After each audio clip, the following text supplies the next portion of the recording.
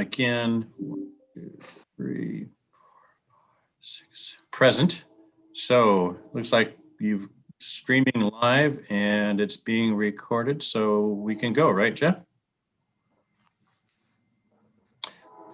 Thumbs up.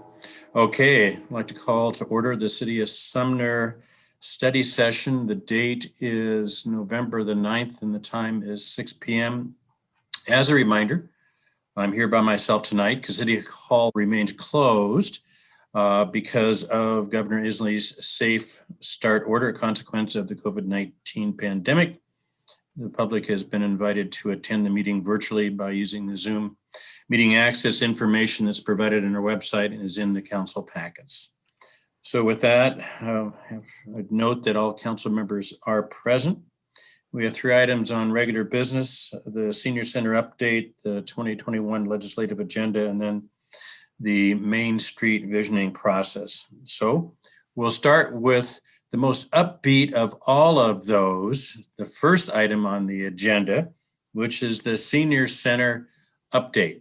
Are you going to start out there, Mr. Wilson? Okay, go ahead. I'm pleased tonight to invite back Tina Priest from Stafford Suites and Jenny Simino.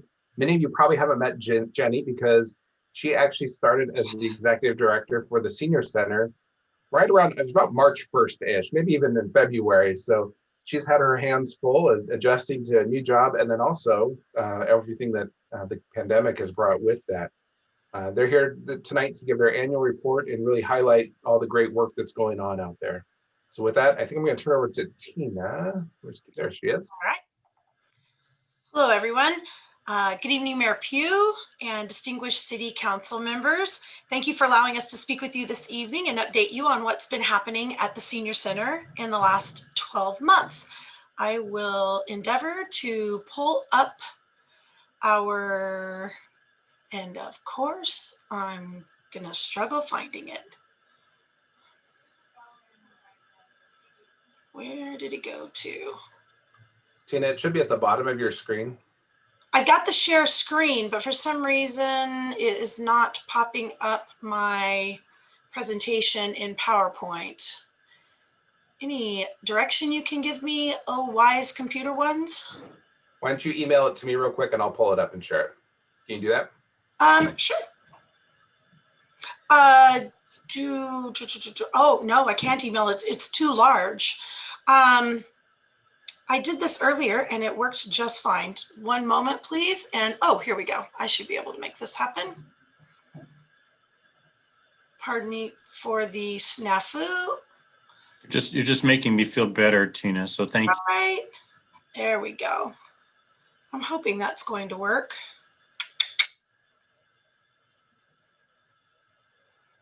Come on.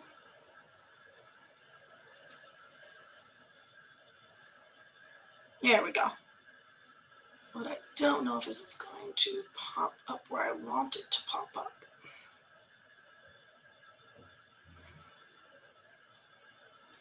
It's trying. There we go. Any chance you guys can see that? No. Ah, lovely. That it's working. Then my master plan is working. Okay, just give me another shot here. Just an old lady with technology. Here we go. How about now? Yay. There we go. Oh, my kids would be so proud. All right, here we go. Let's see this presentation. So here's our update. There we go. So get that out of my way. There we go. So 2020 it's been an interesting year. January and February began innocently enough. If you will look at this first chart I have for you here, hopefully you can see it. Everyone seeing a chart? Hello? Yes. Yeah, we're all seeing Okay. it. We all muted. Yes, we see it. Just wanted to make sure I'm working. Okay, so January and February, you can see this is typically how we put together our reports. Our attendance was great in January, even better in February. You know, between the 2 months, we had over 4,000 people visiting the Senior Center our 4,000 visits to the senior center. Meals served January, 851, again, higher in February. In those 2 months alone, we served about 1,700 meals. Catholic Community Services continues to be our number one community partner in our meals served. They just do a fantastic job. You'll hear a little more about them as we go on. The activities, in those 2 months, we had over 200 activities, 245 activities. A wide variety of opportunities for recreational and social activities were available to all our seniors on a daily, weekly, and monthly basis. We offered several different games, activities, and groups. Some of these included things like bridge, bunco, bingo, canasta, hand and foot card games, pinochle. We had two book clubs running at the time, a card making class, knitting, painting, the old Sisters with the Sparkle Red Hats Club, never a dull moment there, and wood carving. Those are just some of the examples of the activities that we offered. In our educational programs and services, we had over 118 educational programs and services in the first 2 months of 2020. Some of these included things like blood pressure checks, glucose checks, massages, senior foot care, diabetic shoe fitting, Medicare 101 classes, watch repair, haircuts, hearing aid checks, tax preparation, really popular activity, smartphone classes, smart driver courses, Facebook basics, and genealogy classes. Those are some of the highlights. Most of those programs, or many of those programs, are sponsored by local businesses and organizations. So that's a nice partnership that we have with several different groups. Our entertainment, we had 42 different types of entertainment. It's usually musical entertainment. And we added some new musical groups to the schedule that increased the variety of genres to meet the ever-changing requests of the community. And our trips, we took 5 trips in January and 6 in February. We offered a variety of local trips. In case you're wondering, where do we go? We went to all kinds of places. I say we, like I have a mouse in my pocket. We all know that Jenny's the mastermind behind the senior center, and I'm the little guy that says, pay no attention to the person behind the curtain. But some of the trips that were taken, they went to Wolf Haven, the Emerald Queen Casino, the UW Seismology Lab. How many people have been to the UW Seismology Lab? To the Cinemark Dine-In for the Dr. Dolittle movie. They went to the Rhine House Putt-Putt Golf Course, played putt-putt. Yes, they did that in the dead of winter, and no one came home with a cold. Klondike Gold Rush Museum, the Seattle Chocolate Factory, the Washington State History Museum, and the Tacoma Art Museum, the Olympia Farmers Market, and then we also partner with the Lucky Eagle and Red Wind casinos to transport our members to and from their casinos. And our special events, we had 13 special events in January and February.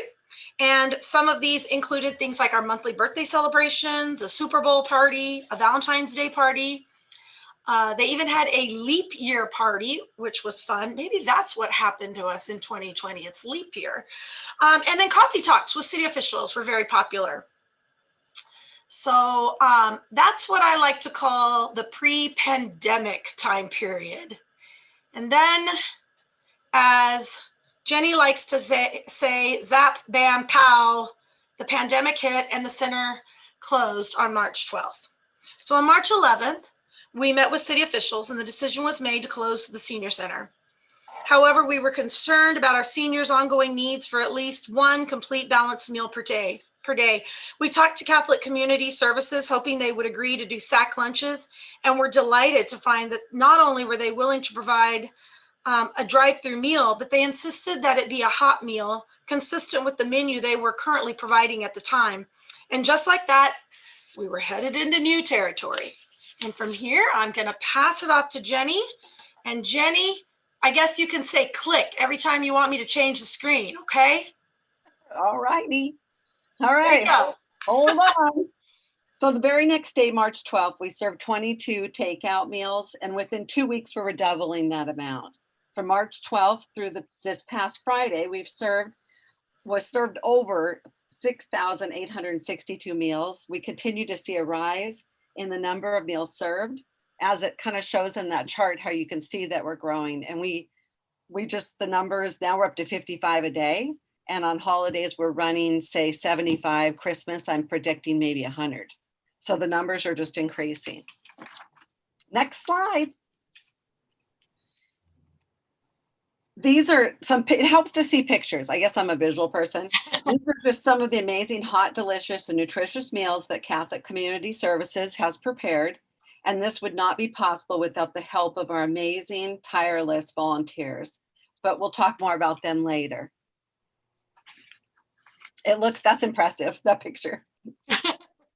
That was actually on Halloween, and there was 75 takeout meals that day. That's what that picture's from. We greet every senior with a smile and a little something extra with their meals. We pass out crossword puzzles, Scrabble, and word search papers every day with the lunch sack. There's a volunteer, Angelina, that actually helps us with that. So that's a huge, huge help to us. And it's funny because I thought about stopping doing that. And then one day we didn't do it. And then they all said, Jenny, where's our word search and crossword puzzles? Volunteers write a new message and put stickers on every lunch box.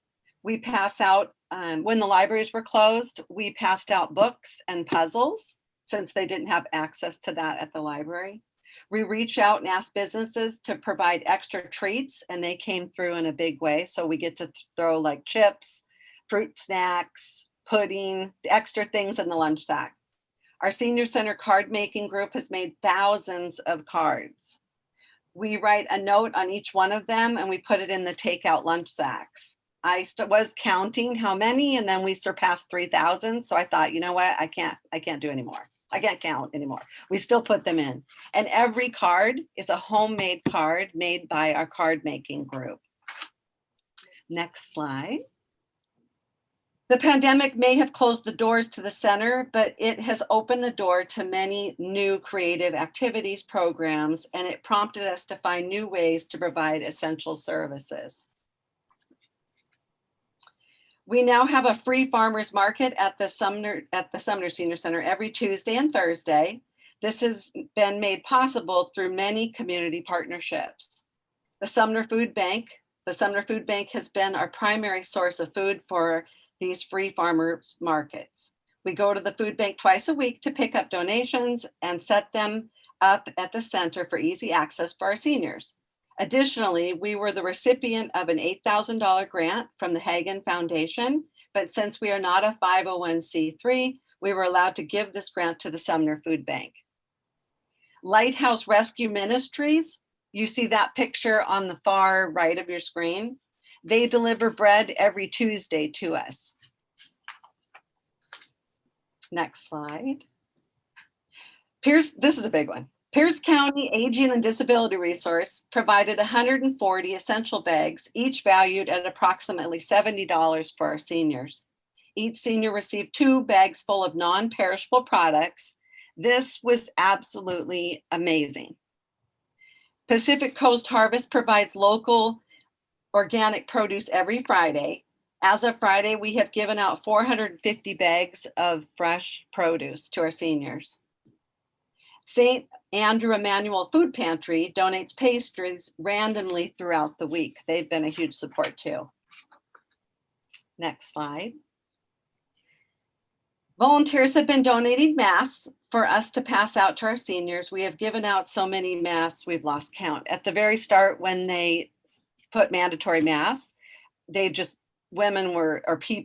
seniors were amazing. They were calling and say, hey, Jenny, can you use masks? And they drop off like 200 at a time. So we have given out literally thousands of masks to our seniors. Special events. Down the list, we really do every holiday. And it started, of course, with Easter, because that's the first one that we closed. We've celebrated many special events and holidays in the past. We make up holidays. If there isn't one, then we make up Rose Day, and we decided to have a Hawaiian luau, and we had a poker run, but I'll go a little more in depth to that, and it's coming up. I selected pictures that made me feel happy. We did everything from and I wanted that Easter one, that is Jackie from the old cannery. is the Easter Bunny. So I just want to thank her for doing that. And then we had Cinco de Mayo, and we had Mother's Day, where you can see the toilet roll cake that we shaped. I want it to be like a wedding cake.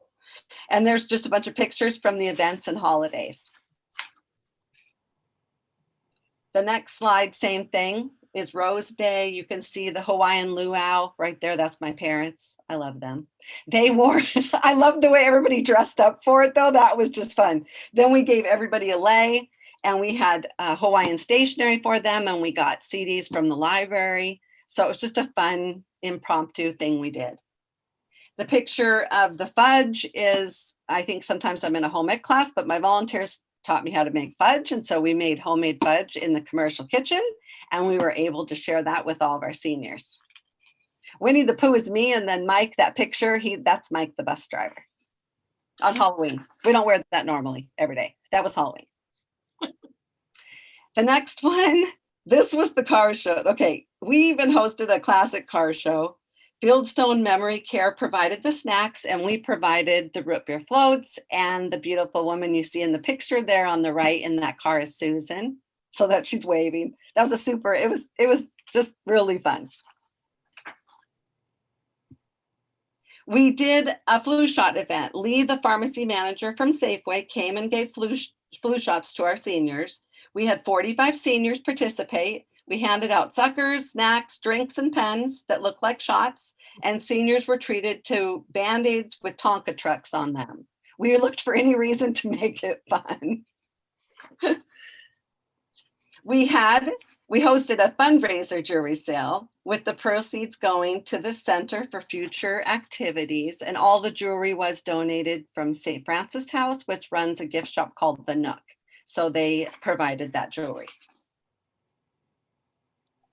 We celebrate seniors' birthdays on their birthday with drive-through birthday parties, and we have mailed over 80 birthday cards to members every month. And the picture with the woman on the far left, that normally she doesn't engage a whole lot when they come through, and her caregiver brings her.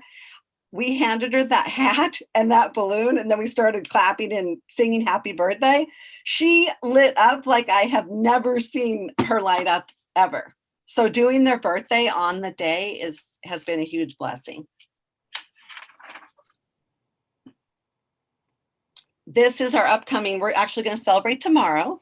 We mailed 88 Veterans Day cards to our veterans, and we have active duty Air Force members handing out treats for everyone and giving patriotic masks to our veterans. The masks were made from a volunteer. And so the veterans will get a handmade card from our card group, and then a mask that was made for them. Upcoming holidays, we're wrapped and ready to go for Thanksgiving, Christmas, and New Year. So we're literally ready to go. We're always thinking ahead, and we want to be prepared in case, we know we're in COVID. So we just want to be well prepared, and we're ready to roll for those holidays to make them special. The wings in the middle, Tina gave us the fairy wings. So what we did is we put them on. We even found a little time to spread cheer beyond the senior center. We visited Life Care Center in Puyallup twice and delivered treats, cards, and encouragement to the staff after their COVID outbreak. They were very thankful for that. They wrote a super nice letter, and they were very happy. Jenny and Susan were handing out so many face masks. I told them they were the face mask fairies. So I just helped them a little. Exactly. And then Tina, I think you're up. Yeah. So 4 things make all of this possible. And I feel like I speak a little bit from a distance because, as you know, I'm over here at Stafford Suites every day. And it's really Jenny and her crew over at the Senior Center. So the 4 things that make these amazing things you've been hearing about possible are our amazing crew, an awesome city team to work with, incredible volunteers, and a really supportive community, all the supportive community partnerships. So first, our amazing crew. Jenny is our fearless leader. The poor woman had no sooner been hired than we shut down the Senior Center right out from under her and said, hey, get creative. Really, all that was asked of her was to hand out hot meals to help the Catholic Community Services prepare the meals and package them up and hand them out. But that just wasn't enough for her. She really wanted to do more for the seniors. And all of these programs you've been hearing about are the result of Jenny's creativity and Jenny constantly pushing the envelope to see what else can be done. You can see in this picture, I mean, she's turned it into a fiesta wonderland there on Cinco de Mayo. But nothing stops this woman. She's passionate about helping the seniors, and she doesn't let a little thing like a pandemic get in her way. Susan Bryant, you see on the left of that picture, she's Girl Friday. She tracks data, she prepares reports, she packs and hands out lunches, she schleps tables around. She pretty much does anything that needs doing. She's right there. Don't let her tiny little frame fool you. She's pretty strong. And then there's Mike, the hombre on the right in that picture. And Mike is our bus driver. But there's not a lot of bus driving going on right now. So he makes wellness phone calls to the seniors, just calling to check on them, letting them know that we're thinking of them, and seeing if they need anything. He writes cards. He peels potatoes in the kitchen. He picks up food at the food bank twice a week. And he even has been seen doing flower arranging for the seniors. He's really our official gopher. He goes for this, he goes for that, he goes for anything that'll make the seniors happy. He's really been a trooper through all of this. So I'm just so proud of this amazing crew. They're just so independent and creative, and I'm just so grateful that the seniors in our community are being blessed by them. Next, it's our awesome city team that keeps us operating smoothly. We absolutely couldn't keep our operation running without the help of the city of Sumner. We would specifically like to thank Derek Berry, Dan Davenport, and Dan Gates for their superior maintenance skills, and Brad, Brian, and Rod for their excellent IT support. We'd also like to thank Jeff Stephens and Jason Wilson for their never-ending support, and Mayor Pugh for his words of encouragement. They're always appreciated. So thank you all so, so much. And these are just some of the things that have happened. This heater is going to be very appreciated. Probably already is. And then our incredible volunteers. Wow. We just couldn't do it without them. They are vital to our senior center. They help with food preparation. When the dining room was open, they were delivering the meals every day. They were out serving the meals to the seniors at their tables. They now that the food's being packed up into to-go packages, they're out there handing out the meals. They provide administrative assistance. They help with decorating. They help with greeting seniors. Some of them are musicians and play music for everyone.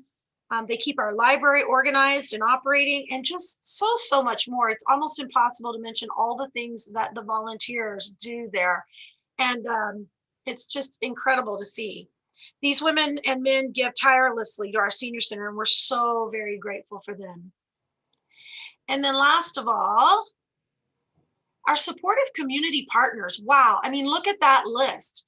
These are all businesses that support our senior center here in Sumner. We're very blessed to live in a community where businesses and organizations and private citizens seek to share their time, their talent, and their treasures with our seniors. We look forward to continuing these collaborative efforts, and we look forward to finding more opportunities with more partners where we never are satisfied with what's happening. We're always looking for more, and especially Jenny, she's a real go-getter. So with that said, hopefully it is to be continued. Who knows what we'll be reporting on next time. So thank you for your time and your attention this evening. Thank you. I guess it's just one word. It's just wow. I know when the city got out of the business doing it and contracted with Stafford Suites, and you took it over, it was a great moment. We didn't realize how great a moment was until this year when, you've taken on the whole service to the seniors in a just turbulent time. And, I get joy just when you send out your newsletters saying what you've done. And, I get to look at that and it puts a smile on my face because you know that a lot of people are being helped. And you guys are doing just a fantastic job. And Jenny, just think what you'd be able to do when we get back to normal times. I mean, you know, if you're doing what you're doing right now, it's incredible. So thank you very much. And I'll call on Deputy Mayor Kathy Hayden. Go ahead, Kathy. Yeah, this is amazing. Talk about above and beyond. I want them to know that their efforts do not go unnoticed. I hear good things all over the community about the senior center, and thank you, thank you, thank you. Okay, other council mayor, I said thumbs up. Oh, go ahead, Kurt. Go ahead. Yeah, I would just like to say thank you very much. What an awesome job you're doing. Thanks. Thank you. Yeah, go ahead, Barb. Yeah, I agree with them, and you know, it's just nice to get a good feeling what you've been doing this last year. But I do have a question about, you know, sometimes I've heard of seniors that aren't maybe able to come or haven't connected with you. Do you have any way to, I don't know, reach out or do anything? I'm going to let like Jenny that? answer that question because she has been doing some of that. We do the wellness calls and we Okay. track, so we get to call different people all the time. And then also there is, we deliver meals for people that aren't able to come. So one gentleman rides around the sound bus just to get out. Like I suggested that, I was like, well, it'll be a good hour ride and it's fun to ride around. So he does that, and then 2 days we take the meal to him. Also when someone reaches out to me and says, hey, they're gone for a week or they need their mom, they need somebody, we will definitely do that. The Sumner Food Bank is also, they reached out and told me they're starting a new program that's actually going to take that one step further. And so going forward, that's going to grow more than we realize too. Well, that's good to hear because, you know, don't want people to get lost, especially now that the winter is here. So, but thanks for all your great work. And I'm glad that Stafford Suites is, you know, part of the whole program too. We're very, very fortunate to have Jenny and Susan and Mike on our crew. They're amazing. Okay, other council member comments, thoughts? Okay, seeing none. Tina and Jenny, again, thank you from the bottom of my heart, and I'm sure the rest of the councils have the same sentiment. You guys rock. You're just incredible, and you know, it's nice, and with all the crap that goes on around us, to get great, happy, good news, and you know, it helps. And I know I had the wrong direction. I headed into City Hall. I need to be heading the other direction from home and go to the senior center because it looks like I could, you know, I could score there. I mean, so, and I am a member. Yeah. Yes. Go ahead, Charlotte. No, especially when COVID first struck, I felt, I think as we all did, sort of this emotional pressure for like a mad dash about how we service those in need. And so I just want to say thank you to both Jenny and Tina for knowing that it was in good hands, and at least that was an area that was being taken care of. Like that you guys like adapted very quickly and just kept going on with your mission. Anyway, so thank you. Yeah, well stated, Charlotte. It's nice not to have to worry about something. And that's exactly what you've given the city, is not having to worry about that. And it's a blessing. So thank you again. You're more than welcome to stay around and listen to legislative agenda and the Main Street visioning process. If you do so, we will start to question your judgment. But again, you're more than welcome to do that. Or you could just leave the meeting and go on to like dinner and a few other normal things. So anyway, thank you. As that is, I think we're going to pass, but thanks for the invitation. Okay. Thank both of you again. Okay. Bye-bye. Thank you.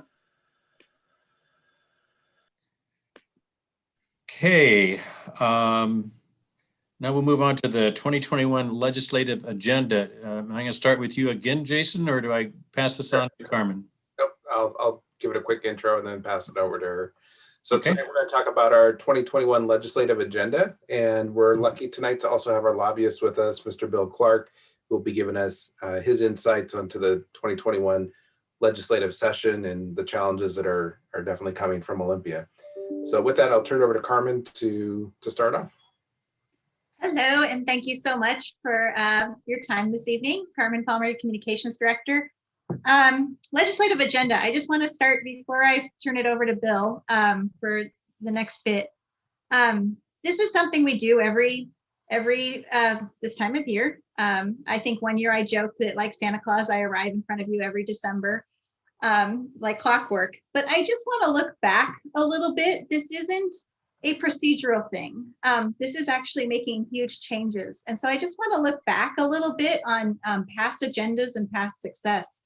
When I arrived, we pretty much passed as our legislative agenda the AWC agenda, because we thought no one's sitting in Olympia going, gee, I wonder what Sumner thinks about this bill.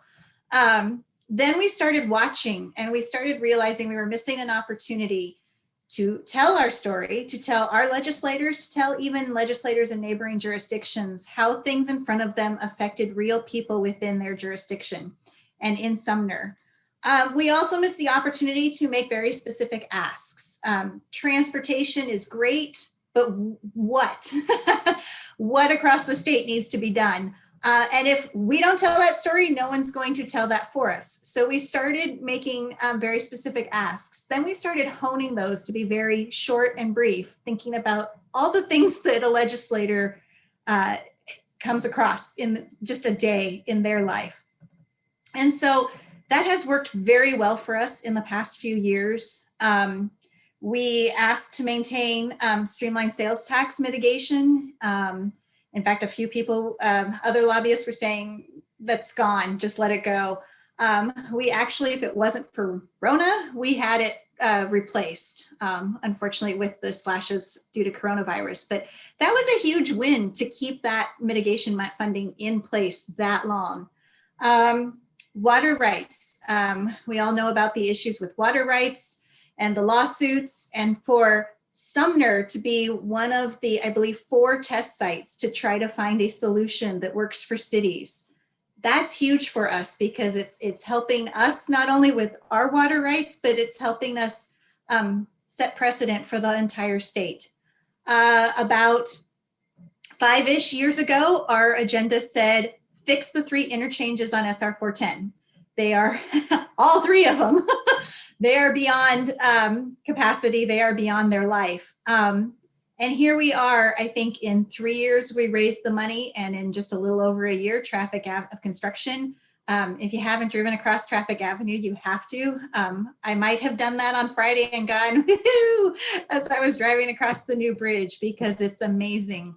And it's not alone. Remember, it was the 3 interchanges. So we did assist in some studies for 162, encouraging funding for that. And we also have some seed money for design on 166, and we are moving ahead trying to push that one forward next. So we are not stopping. And then White River restoration is another example. We went to the legislature about 6 years ago and said, we're flooding every year. We're at risk of flooding every year. That's all we really went with. And then they provided the seed funding and said, figure this out in a collaborative way. And now we have the amazing, thanks to the work of Doug and our partners with the 2 tribes and Pierce County, we have this amazing project underway, this historic project that will not only fix flooding, but build habitat and the salmon runs. So just a little, I just wanted to take that moment to just kind of look back. This isn't just a piece of paper that gets mailed or now emailed to our legislators. This really is a tool that is affecting change in Sumner. So, of course, this is not a normal year. So wanted to introduce Bill Clark. He is our lobbyist. I think the last time many of you had met Jay Vanderstoop. I don't think you've had the pleasure of meeting Bill yet. There was a transition and Bill has been helping us the last couple of years. And I figured he was better than I was to kind of give you the lay of the land given 2020. So with that, Bill. Great. Thanks, Carmen. Good evening, everybody. It's nice to be with you and meet you at least over the computer.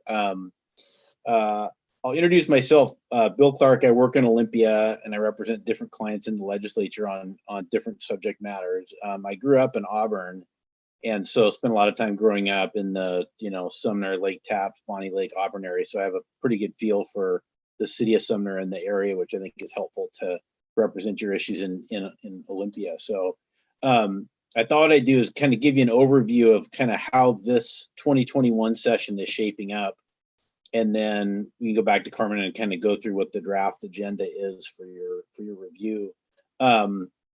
As to elections, you may have noticed there was an election last week. As to the legislative elections, not huge changes. In the districts in and around Sumner, the 31st district, Rep. Stokesbury was reelected. There's a new House member, a new old House member, Representative Robertson, who previously was a state rep a number of years ago, was elected to Morgan Ehrman's seat. Senator Fortunato returns. He was not up for reelection. 25th district was, I think, viewed around the state as a potential kind of swing district. Senator Gilden, who was the state rep, was elected, and Rep. Chambers was reelected, and then the new House member from that area, Cindy Jacobson. It was an interesting election. It had a lot of attention. I think their election was in the 53 to 54% range. So I think the 25th is kind of a swing district, but it's kind of a swing district leaning R. Overall, the legislature looks like it may head back with the same Democrat-Republican balance or split that it had previously. Early on election night, it looked like the Democrats might pick up 2 or 3 seats. As late arriving votes have come in, those have kind of tilted Republican a little bit. So it could go back. The Senate right now is 28 to 21, Democrat controlled. The House is 57 to 42 Democratic controlled. It looks like it'll be about that same balance going back. There are a couple elections that are still too close to call, but it'll be relatively similar. There'll be some changes next year because a few committee chairs lost. Rep. Hudgens from the South Seattle district lost to an inter-party challenge. Representative Blake lost. He's in the Grace Harbor area. So there'll be some committee changes. The other thing going on with the legislature and COVID is it's going to be a virtual session. The Senate has already sent out kind of what their operating procedures will be. They're not going to have in-person committee hearings. They're not going to have in-person committee votes. There'll be a certain number of state senators in Olympia and limited numbers of staff. But, lobbyists, people testifying, the general public, no one will be allowed at the Capitol, at least within the Senate. The House has yet to announce kind of what their procedures will be, but it sounds like it'll be relatively similar. They may also restructure and kind of consolidate some of the committees, and I think have fewer committee hearings, and probably fewer bills this year. Just with the nature of COVID and how they're trying to keep the legislature focused on the basic things that the state has to do, there's just less room for additional things that are more kind of optional. Keep in mind that constitutionally, all the legislature has to do is pass the operating budget. That's all they really have to do. There'll be a new operating budget. It's a long budget cycle, a new capital budget, and a transportation budget. Beyond the 3 budgets, I think the key issues obviously will be COVID-related issues, relief for local governments on COVID and other COVID-affected industries. And I think the next kind of policy issue that will get a lot of attention will be criminal justice reform based on the events we saw over the summer. And then after that, there are a number of issues that will get attention, but they're not necessarily must-have action items for the legislature. I think those will include climate change issues. Obviously, that's one of Governor Inslee's big priorities. Carbon reduction and some sort of carbon pricing that could help fund the transportation budget. By comparison, the operating budget is down, 4 or 5%, depending on how you want to analyze it. The transportation budget is down 16 to 18%. So the transportation budget then is in much worse shape, relatively speaking. And the transportation budget has a much more limited range of funding options. And so one of the things the legislature is looking at is transitioning off of gas tax, which is kind of a declining fuel source as fuel economy increases, to different types of funding mechanisms, such as a carbon tax or a road usage charge. So that's going to be one of the more interesting issues for the session to look at. Not only is there a new transportation package, but is there a new type of funding for it? And then I think on the tax side, at first, the COVID impacts on the state operating budget look to be about $9 billion, about $4.5 billion in the current biennium, and then about $4.5 billion in the next 2-year biennium for the 21 to 23 budget. Based on kind of recovery since, the April-May period, the budget impact's probably more like 4 or 5 billion, which is a huge number, but as a percent of the budget, it's not staggering. The rainy day fund has somewhere north of 3 billion in it. And so if you look at some amount of new revenues, some amount of cuts, and use of the rainy day fund, you can probably get there. The two kind of major tax or revenue issues I think that'll get a lot of attention. One will be some sort of payroll tax. You've seen what Seattle's done with a high earner payroll tax on certain companies over a certain amount of gross revenue. The state will look at that type of approach with preemption of local payroll taxes, so there would be a uniform state approach to that. Some businesses are not opposed to that so long as there is local preemption, so you'd have both a state payroll tax and a local payroll tax. And then the second issue on the revenue side that'll get a lot of attention will be some sort of capital gains tax, which has been around the last couple of years. I think both those issues, I think were considered to be getting more attention had there been a bigger swing to the Democrats. But if it plays out about like it is with about the same kind of legislative makeup, I think those are kind of 50-50 propositions. So what we've done over the summer, one, to kind of build the agenda and to move into next year. The challenge being you can't do in-person meetings with legislators now or next year, is especially as to the White River Floodplain project. It's a great project to do like in-person tours, and it's a big ask. It's about $15 million. Carmen and others put together a kind of virtual tour, and that included video footage, people from Puget Sound Partnership, the tribes that we're partnering with, Cascade Water Alliance, other supportive business groups, to do kind of a virtual tour of that. We did that and had great legislative participation, great support from the agencies and from Puget Sound Partnership. That's the biggest kind of single ask on the agenda. And that's kind of how the lobbying effort will be this year as well, right? Everything we do is going to have to be virtual. And so we're trying to make everything short, easy to understand, visual, punchy, et cetera, because you're not going to have 15-minute in-person meetings. It'll be a matter of getting things shortened to the point, either on video or on paper. Legislators will be doing Zoom calls or Zoom meetings. Exactly how they schedule those remains to be seen. So legislature starts January 11th this year, and so it'll schedule for 105 days. It's the full budget year. So that's kind of what the legislature is shaping up to look like. Between now and then, we'll do some more work on the Stewart Road Bridge project to build support for that as part of a transportation package. And the big ask, as I mentioned, is the White River Floodplain project. So why don't I stop there and see if there's questions about kind of the legislature in general, elections, what that looks like. And then if there's no questions, we can have Carmen go through the draft of the legislative agenda that was in the packet. Thanks, Bill. Okay, any council members have any questions of Bill regarding what he's covered and sort of the layout of the legislature and sort of the challenges that are going to be facing the legislators? Sorry. Anybody? Okay. Go ahead, Patrick.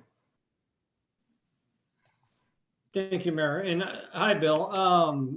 I did have a question in regards to the lobby efforts. If those are primarily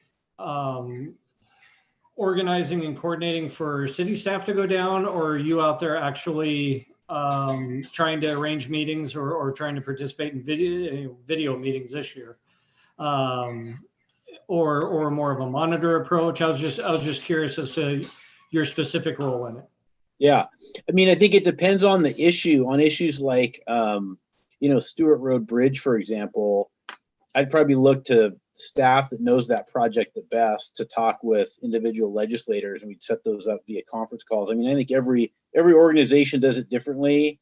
Some people have an individual lobbyist, and the elected officials and staff have very little involvement in their legislative effort. Sometimes they'll make full delegation trips down to Olympia with the mayor and the city council or the county council.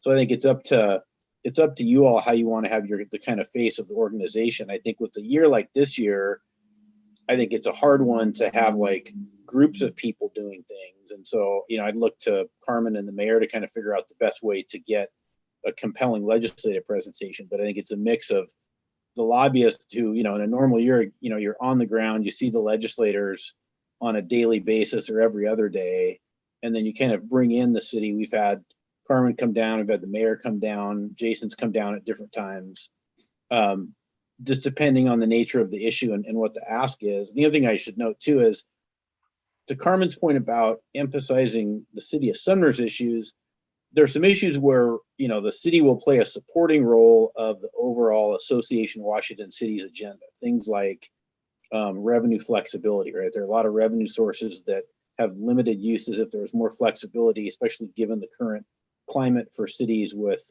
COVID and the revenue impacts, that's something where we'll support AWC's effort. But part of what we are trying to do is emphasize Sumner specific issues that if we don't emphasize them, nobody else will, right? They're unique to Sumner, while still being supportive of the general overall city's agenda that AWC carries forward. Great, thank you. Okay, thanks you, Patrick. Go ahead, Charlotte. So first of all, thank you, Bill, for that.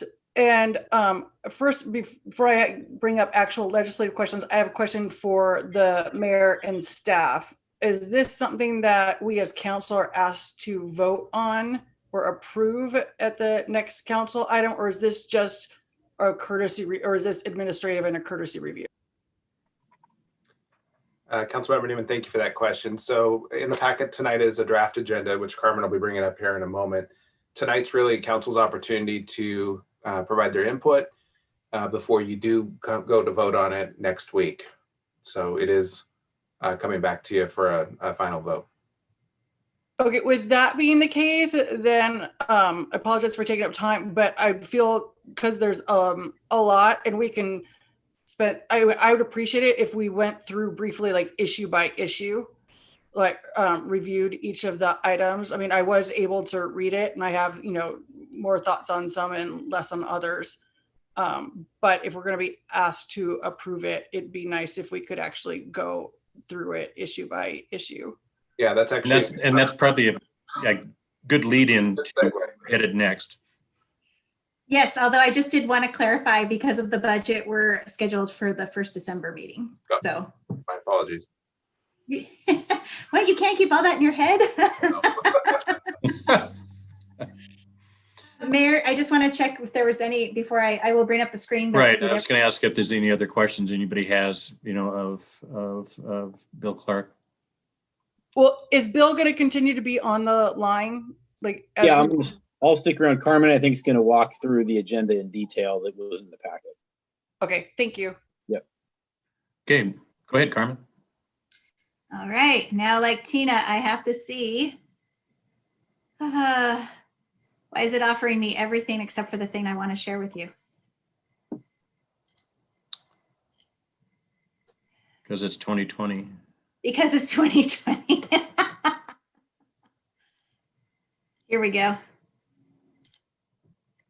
All right, is everyone seeing that? The nice big draft. Yep, it's there. Thank you. All right. The first three, again, we try to keep them short. We try to keep them sweet and very specific. These are Sumner's 3 agenda items first. Even though these are ours, we do try to link in how they match other people's agendas, just so that we help give legislators context that when they help us, they're not helping just us. They're helping the region, they're helping a bigger issue.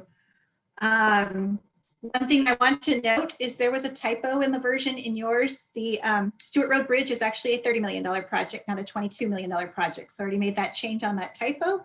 My apologies to Public Works. Apparently I was trying to make it a cheaper bridge. So anyway, we bundled together to help give clarity. We did bundle together our transportation asks.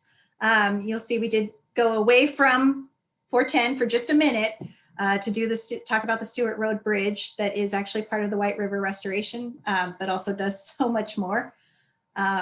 So I'm not going to read these since you did have them in your packet. I'm just going to kind of do a very high overview and go on to the next page and then take questions. Second, as I said, not taking our foot off the gas in relation to the 3 interchanges just because Traffic Avenue is wrapping up.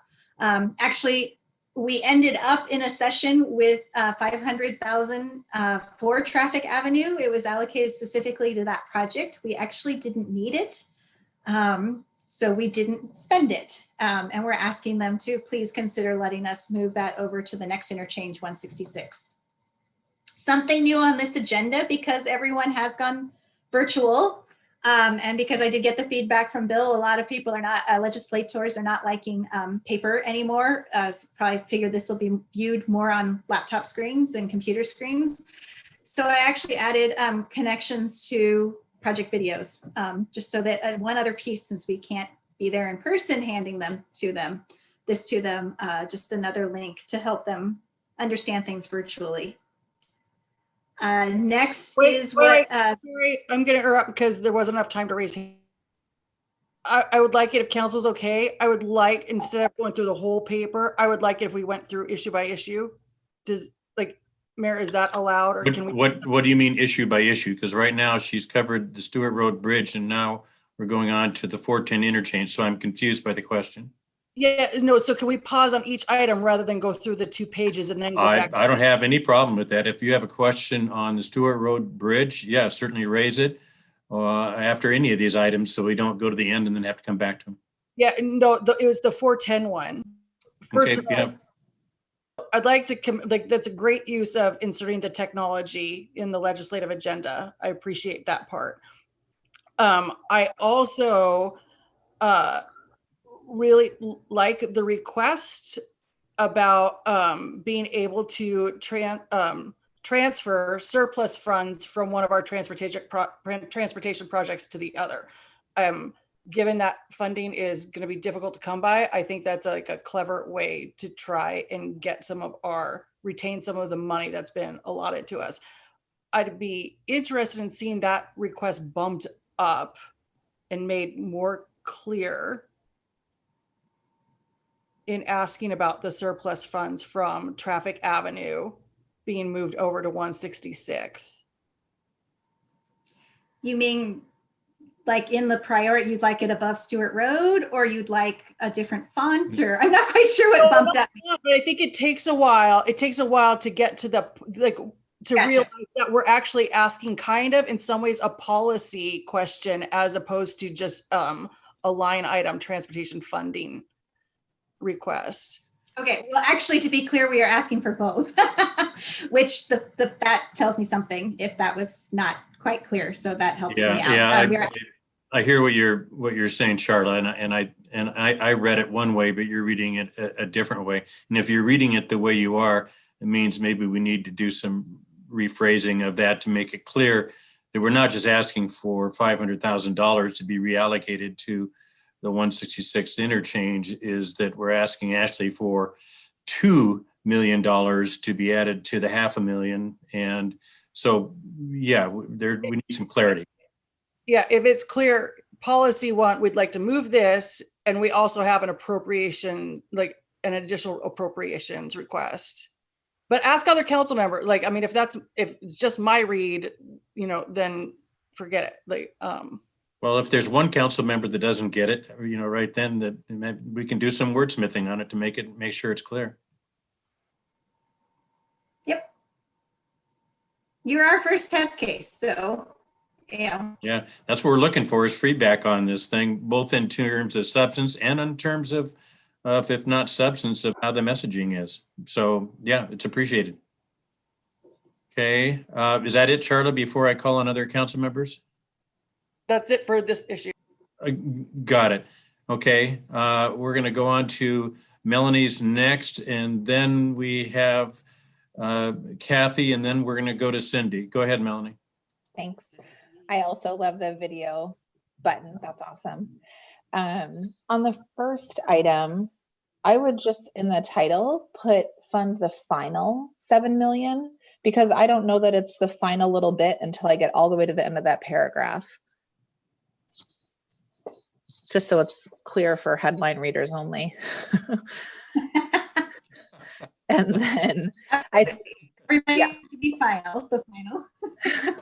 And then to Charlotte's point, I had the same note that the ask kind of gets lost on the remaining funds. I love that you already cleaned up the language around taking out not needed, right? And kind of wordsmithing that. This reads much better.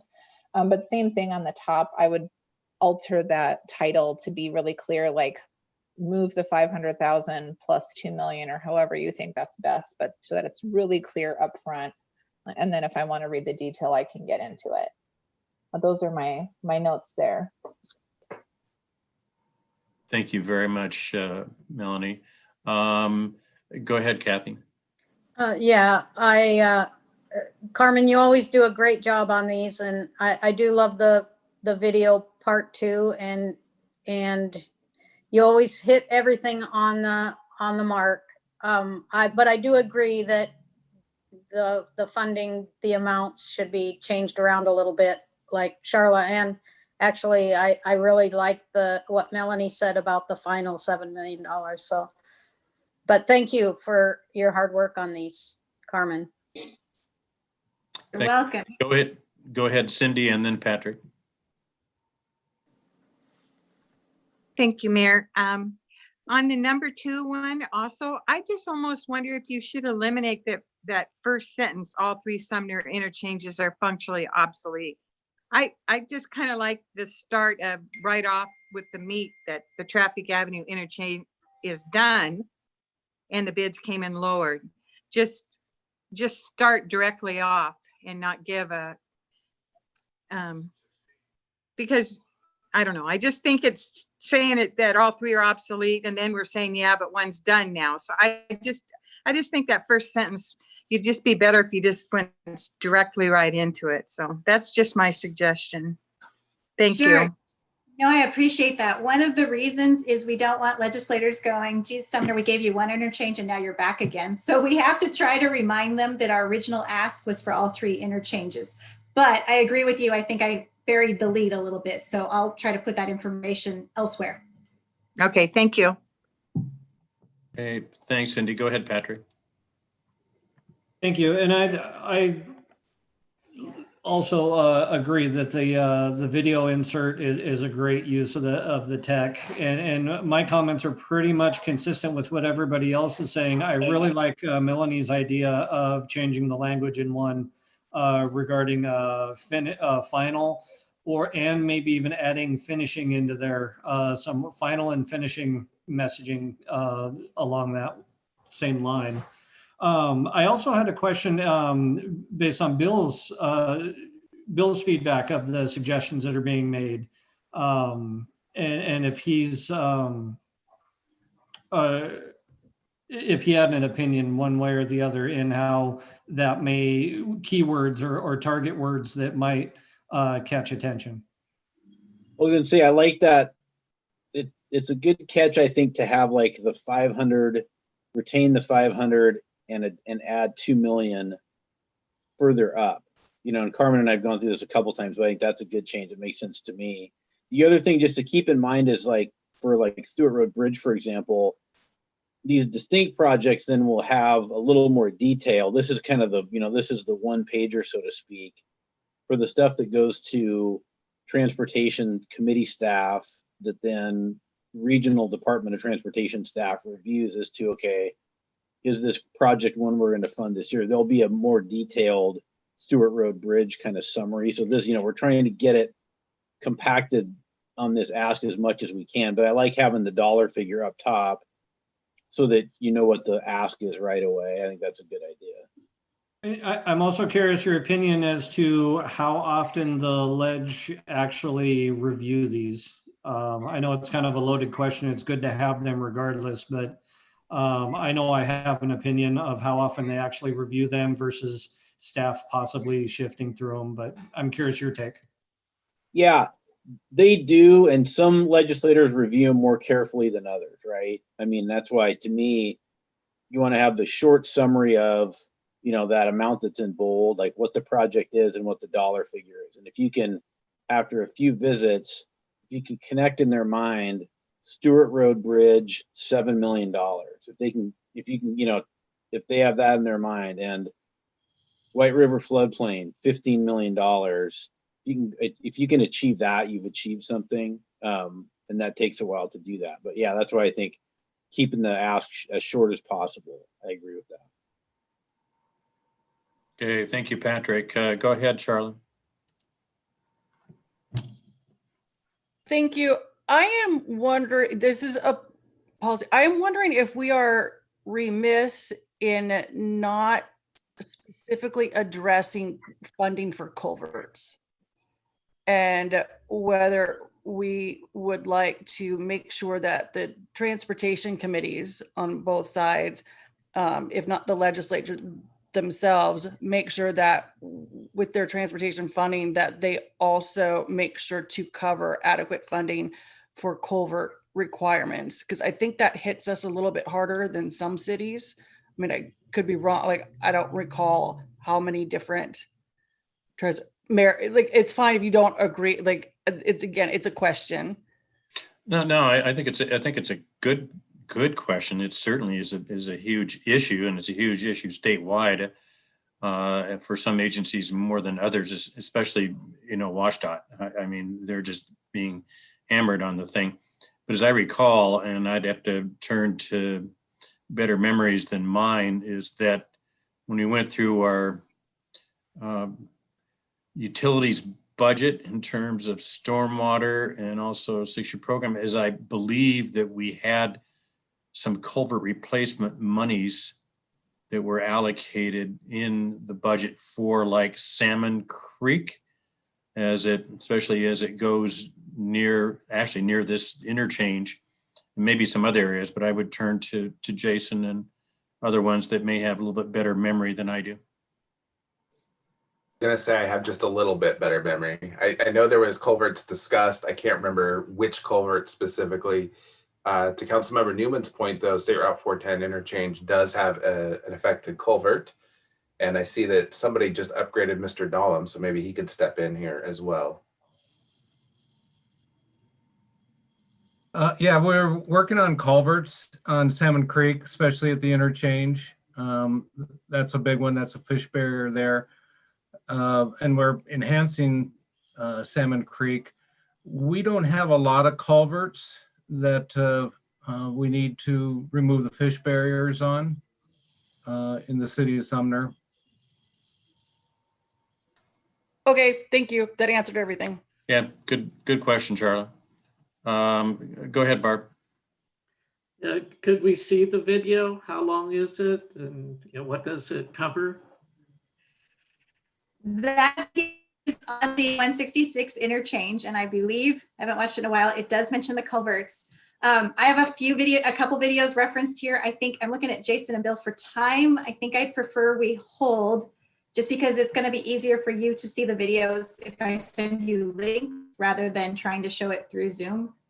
But I can, it's up to, okay. But isn't that the way that anybody in Olympia is going to see it, is through Zoom probably?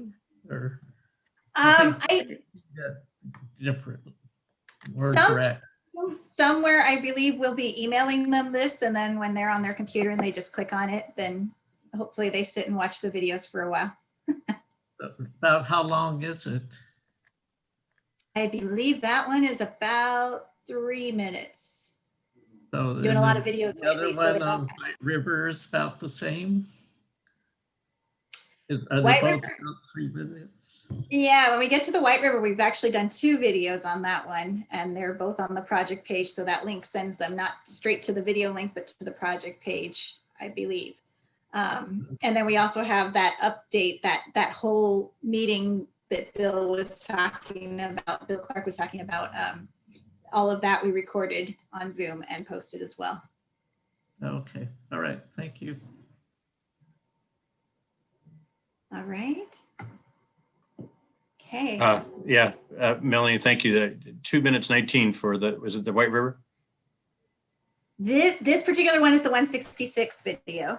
Right. Well, she just went on to actually to our packet and hit the 410, and then it also hit the White River one. So, which I just brought up too. So it's pretty slick in terms of how it works. Pretty amazing. Just going to the other screen, hit the thing, and it brings you right to the links and brings up the videos. So I think it's been pretty easy for the legislators to look at the video. The real key is getting their attention in the first place. Okay. Any other? Go ahead, Kurt. Yeah, I like Melanie's suggestion. To fund the final 7 million. I like that. And on number 2, move things up, but short and sweet and to the point. Okay, thank you, Kurt. Okay. Any other comments and stuff before we, questions before we move on? Okay, seeing none, go ahead, Carmen. All right. One thing I just have to note for my own pride is we'll fix the AWC logo to one that does not cut off the bottom. I have that old file hanging around and boy, it just keeps popping back up. So speaking of fish, we are on to White River restoration. And I know you've had presentations about this separately, but the big thing in this case is we are ranked number 3 on PSAR, the Puget Sound Acquisition and Restoration Funding List. So this is letting our legislators not only giving them an ask, but letting them know where the solution is lying for them. So this is specifically to that, and also trying to give them a little bit of a reminder of what this project is, because it is a newer project. But to Councilmember Brown's point, trying to do that short, sweet, and to the point. Unmute myself first here. Melanie, go ahead. Yeah, great detail in here. I have a couple questions. One is just generally speaking, since we're the 3rd ranked, are the top 3 typically funded through the budget, or is there like not really a rule of thumb there? Mr. Clark. For the PSAR program, it's like any other kind of capital budget program where applicants apply, the agency ranks the projects top to bottom. For PSAR projects, about the top, half to 2/3 get funded. So if that remains the case based on the Puget Sound Partnership's budget request, this would get funded. I think the one thing to note on this one is this is one of the largest projects in terms of the dollar figure. So the projects 1 and 2, I think, are frankly a little less money. This is a big ticket item, but I can tell you the Puget Sound Partnership at the staff level, at the executive director level, they love this project. I mean, they think it's, in terms of suburban, urban area projects that have both a salmon and an orca and an economic development message, they love this project. So I'm optimistic this will get funded at that level. That's really good to hear. I was curious, the switch here, putting the bolded ask at the end as opposed to the beginning. My personal preference would be to have it all the same and at the beginning, so we're consistent, but maybe there's rationale behind that. Yeah, I'll have to look at that, because I just noticed I switched. Originally, this was this layout for our last couple of years, was kind of doing the intro and then putting the bold ask at the end. But transportation kind of messed with us because we were asking for 2 transportation. So I flipped that, not overly successfully. So I got to think about how to, thank you, your suggestion, all of your suggestions on the first one helped. So I just have to think about how to incorporate that and then make it a little more consistent across all 3 asks. Great. Thanks, Melanie. Go ahead, Patrick. Thank you. Matter of fact, Melanie, I think just asked the same question I was looking at, is possibly looking at flipping the bolding toward the lead of the statement. So I think that's already message already received, and Carmen was going to look at some options there and see what could be done. Okay, thanks, Patrick. Okay, I don't see any other hands raised, so go ahead, Carmen. Okay. The last one is not as big in size as the first two, but as many of you know, working on our parks and the vision for the covered playground at Rainier View, really working on that ask that, you know, this is one of those things we fear legislators will see playground and think fun, and maybe, you know, that's where some cuts come. Trying to make that argument that playgrounds are so needed right now for healthy distanced activity, to really, you know, get all of us, but especially kids, out exercising a little bit. So this is letting our legislators know that we did rank in the RCO listing for the Rainier View Park. We actually ranked 2 years ago, and they cut, for the first time, they cut what they funded and we fell off the list. So Bill wouldn't let me put too much guilt in there, but you know, this is our second time, but trying to get across a good case. And again, I'll work on the bold on this one too. And Carmen, I didn't notice it the first time. Is this in the youth athletic facilities category? It is, and that's last time, 2 years ago, we applied under, I believe, general, something more general. Yeah. RCO's suggestion, we moved it to youth activities. They thought we had a better shot here. Okay. Let's note that program name somewhere in there so we can have that in there. I think you haven't done, yeah, the youth activities category reproved. But anyway, get some clarification there. Go ahead, Charlotte. Is there a specific dollar amount associated with this? Yes, so I can pull that from the RCO list. Can we include it in the actual ask? Yeah, I think that's what she was really saying. She could pull it from that and include it in the ask. So Okay. Good. I was trying, you're making me confess that I don't know it off the top of my head, which is a good reason to put it in there. Okay. Go ahead, Melanie. We don't expect you to keep all that in your head. That'd be crazy. So again, I love the messaging on this and this project for sure.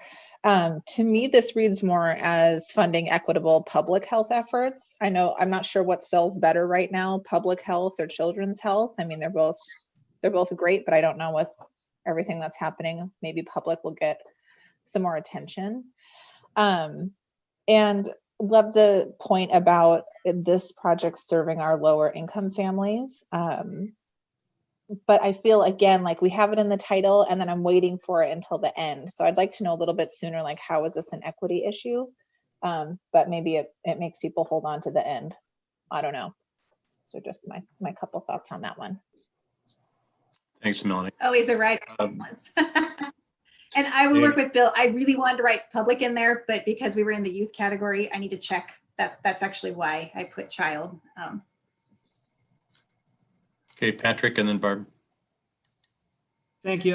Kind of similar comments here. I know you're going to work on the bolding and how that might align. I also might suggest removing the first portion of the sentence and just take out the "we are in a recession" and the "yet," and just go directly to the impact statement of the coronavirus is taken away. For two reasons. One is I think it's just more direct at, this is an impact. And then also the recession is a word or a term that may create additional apprehension or aggression, in my opinion, in the ledge, because are we really in a recession, or are we just suffering impacts from COVID, which will it brings up that whole V recovery versus K recovery discussion, I think. Okay. Thanks, Patrick. Go ahead, Barb. Well, maybe this will resolve the issue if you take those words out, because it bothers me the way that Rainier is hyphenated, and I don't know if it's RAI-NIER but I just think since it's the main subject of the ask, it'd be nice to have the Rainier as a whole word and not in two lines. As opposed to rain ear. I think it's Ray, RAI-NIER. Okay. We'll have to ask. Okay. Okay. I don't see any more hands raised. Good comments, suggestions. Go ahead, Carmen. Okay. On to the second page. The second page changes. The first were Sumner's very 3 specific asks. The second page is letting our legislators know where we are with other asks, bigger topics that are regional, statewide, national, worldwide, and kind of give them a local, here's where we are with it, or just support. As Bill said, this is the reverse. This is us lending our support to the efforts of other regional partners. The first one is, and actually this isn't on AWC's official agenda, but I was on one of those cities on tap, and this was a concern of a lot of cities bringing up toward AWC, and that is there seems this effort every session recently to transfer local planning to the state and just kind of put a cookie cutter on every city, which doesn't work well for Sumner and doesn't respect all the hard work you all have done and the staff has done with our community. So that's letting them know that. Do you want me to pause on each one or go through the regional ones? I think Charlotte wants you to pause on this one since she has her hand raised. Oh, I can't see her. She's off my screen. So sure. So go ahead, Charlotte. No, sorry. And I just wasn't quick enough on hitting the raise hand and lower hand button. But yes, no, I would still appreciate a pause. And this is, so I have 2 issues, I think, and questions with this one. One, I think overall, if only like 2 sentences will do, then 2 sentences are all you need. I am not clear on this one in terms of what types of reforms we're asking for, because I think there's going to be a debate, and some we may not want at all, and others we'd want for, or to me, it's not clear how GMA is not working for us. And I know, and there are specific ideas we can get behind, but mostly I would definitely feel better if we took out reference to the coloring exercise. I appreciate it very much in terms of an engaging activity that we had at the open house, but not so much as a reason, like as something that GMA should ignore our coloring exercises. Like, to me, that's not like the best argument we can go with for reform on GMA.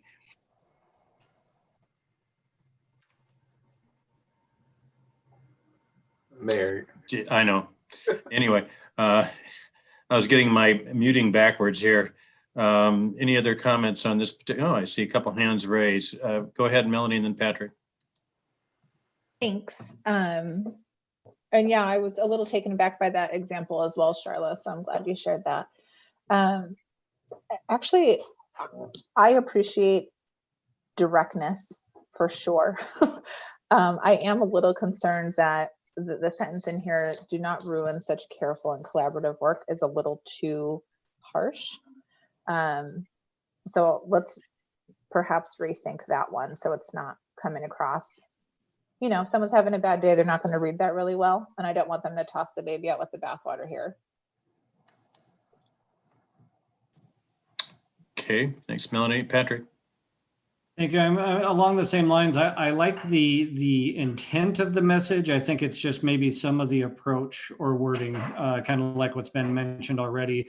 And I did have a question on this too with GMA. So I did the update from PCRC, and some of the things that are expected to be rolled into that discussion this year, including adding some potentially stiff and expensive green requirements to meeting the GMA. And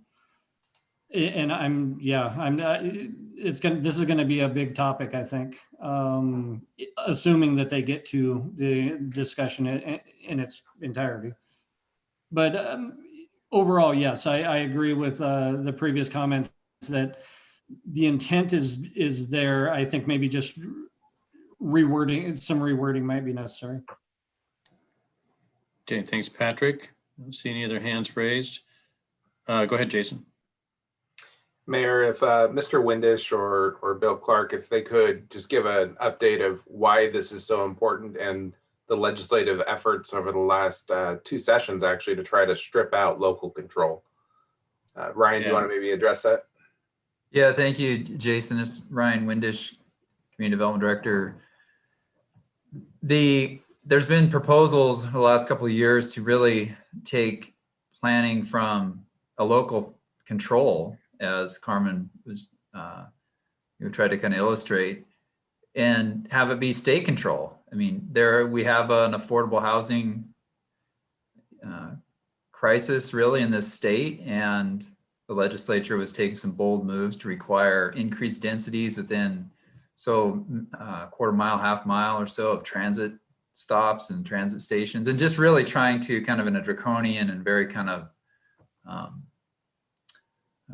broad brush way do planning. And what I think we're advocating here is, especially for Sumner, we're doing some really good planning, falling in line with those expectations, and we want to keep it local is really, I think, the message.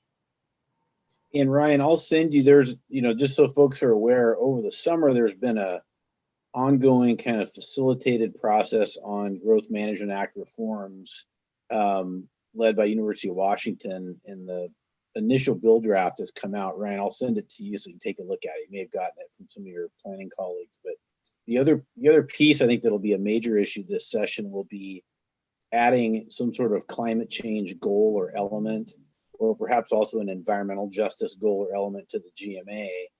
And the folks from AWC, they haven't been opposing climate as part of GMA or opposing environmental injustice. To them, it's more how you do it, specifically what it obligates cities and or counties to do, and then adequacy of funding for those planning purposes, right? If you're going to add additional planning requirements to what cities already have to do, there should be funding to go along with it. So I think the climate and environmental justice issues will also be pretty critical in the next year. And Ryan, I'll send you the first bill draft so you can get a sense of what's going on with it.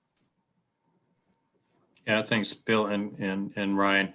I know in the GMA, I saw some stuff come through last year that was just like wild. I mean, it was within X amount of feet from a high capacity transit line, you're going to do the following, which doesn't fit into our demographic and layout of the city at all.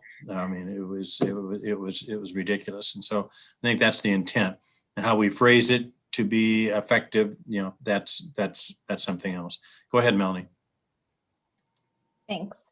And I appreciate the clarification and explanation. I would say, though, that part of the reason that we're in the housing crisis that we're in is because historically towns and smaller cities don't want the growth and haven't allowed it. It wasn't that long ago that Sumner had a moratorium on apartments. So we've come a long way since then, don't get me wrong, and I think we're taking good strides, but it's important to understand that the reason we're in this position is because we haven't had a regional view when it comes to planning. And I would agree with you, on that. We haven't had a regional view. Sometimes it's how you get there, as opposed to whether you should be there. And you're right. Some people haven't addressed it. Yeah. Right. This way has gotten us where we are. So right. Yeah. I agree. Okay. Any other comments and stuff? Okay, Carmen. All right. So next is revenues and fiscal flexibility. I think this one's pretty self-explanatory. This is a priority for AWC, as noted there. The one difference I would take with AWC is they mentioned today we're worried cities are going to lose shared revenue. And of course, Sumner already has lost it with the SST last year. Kind of wish they would acknowledge that, but I guess not that many cities given the whole state. But continuing to remind our legislators, I know on their perspective, that's the easy fix, but just kind of trying to continue to let them know what's at stake on our end. Okay, any comment? I don't see any hands raised. Nope. Go ahead, Melanie. Sorry, it's similar to the earlier comment, Carmen, just about the language. I have highlighted the quote, easy fix for further rating shared revenue. I don't know if that's exactly the message we want to share. Maybe I'm reading it wrong, but it feels a little harsh. Okay. Yeah. Even if that is the case, right? Like if we're trying to bring people along, calling them raiders might not be the way to their heart. Maybe they're from Oakland. Even if they are, yeah. Okay. All right. I can't see anybody. So am I clear to Yeah, no, go ahead, Carmen.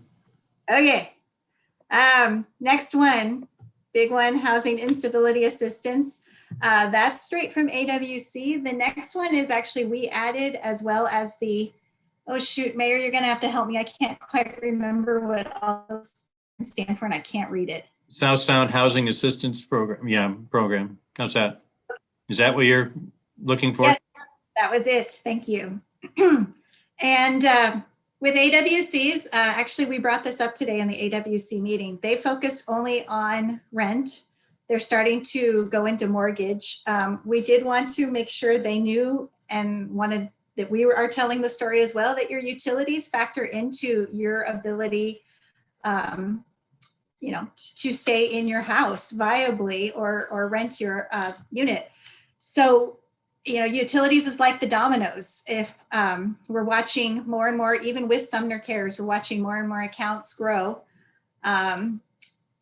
If they can't pay it or we can't collect it, then that has to be made up somewhere else, which means raising rates on everybody, which moves more people who are maybe right on that bubble of affording their home to pushing them over. So just trying to make the legislators aware and AWC a little bit. Unfortunately, the issue is broader than they were painting it, and that's rent, mortgage, and utilities. And yeah, see if there's any questions, but I misspoke. That A is not assistance, it's affordability and partners. And that's will be the topic of a future study session, which I'll update you in terms of the efforts of the mayors and the county council and the city of Tacoma in trying to address affordability in housing. Any other comments on this particular item? Any more comments for Carmen? Go ahead. Yeah. Thanks. So this one, I was just a little bit confused. I want to make sure I'm following. So we're saying that there's a high need, right? Because we have folks that have outstanding accounts, but they're not able to collect this money. Like, so that to me is a little bit confusing. Are we, Sumner, able to reach out to these folks that we know are struggling to offer this CARES Act money? We have for multiple months in a row. We've been sending them letters, trying to get the word out in every way possible. Unfortunately, I think the timings are going to be the same. When the moratorium on shutoffs ends, so will the CARES Act. And when is that? Jason? Sure. So there's two different debt timelines we're looking at. If you look at CARES funding, the city has to spend their CARES funds by the end of November. Not just spend them, but also process all the payments and seek reimbursement from Department of Commerce, because they have to do their federal reporting by the end of the calendar year. The moratorium on shutoffs, they keep on bumping it out. Mr. Steffens, it's currently at March, correct? So the moratorium on shutoffs is currently into December. The city has made a policy that once the moratorium is lifted, we will give folks an additional 2 months to pay. So right now, our kind of city imposed date would not be until March.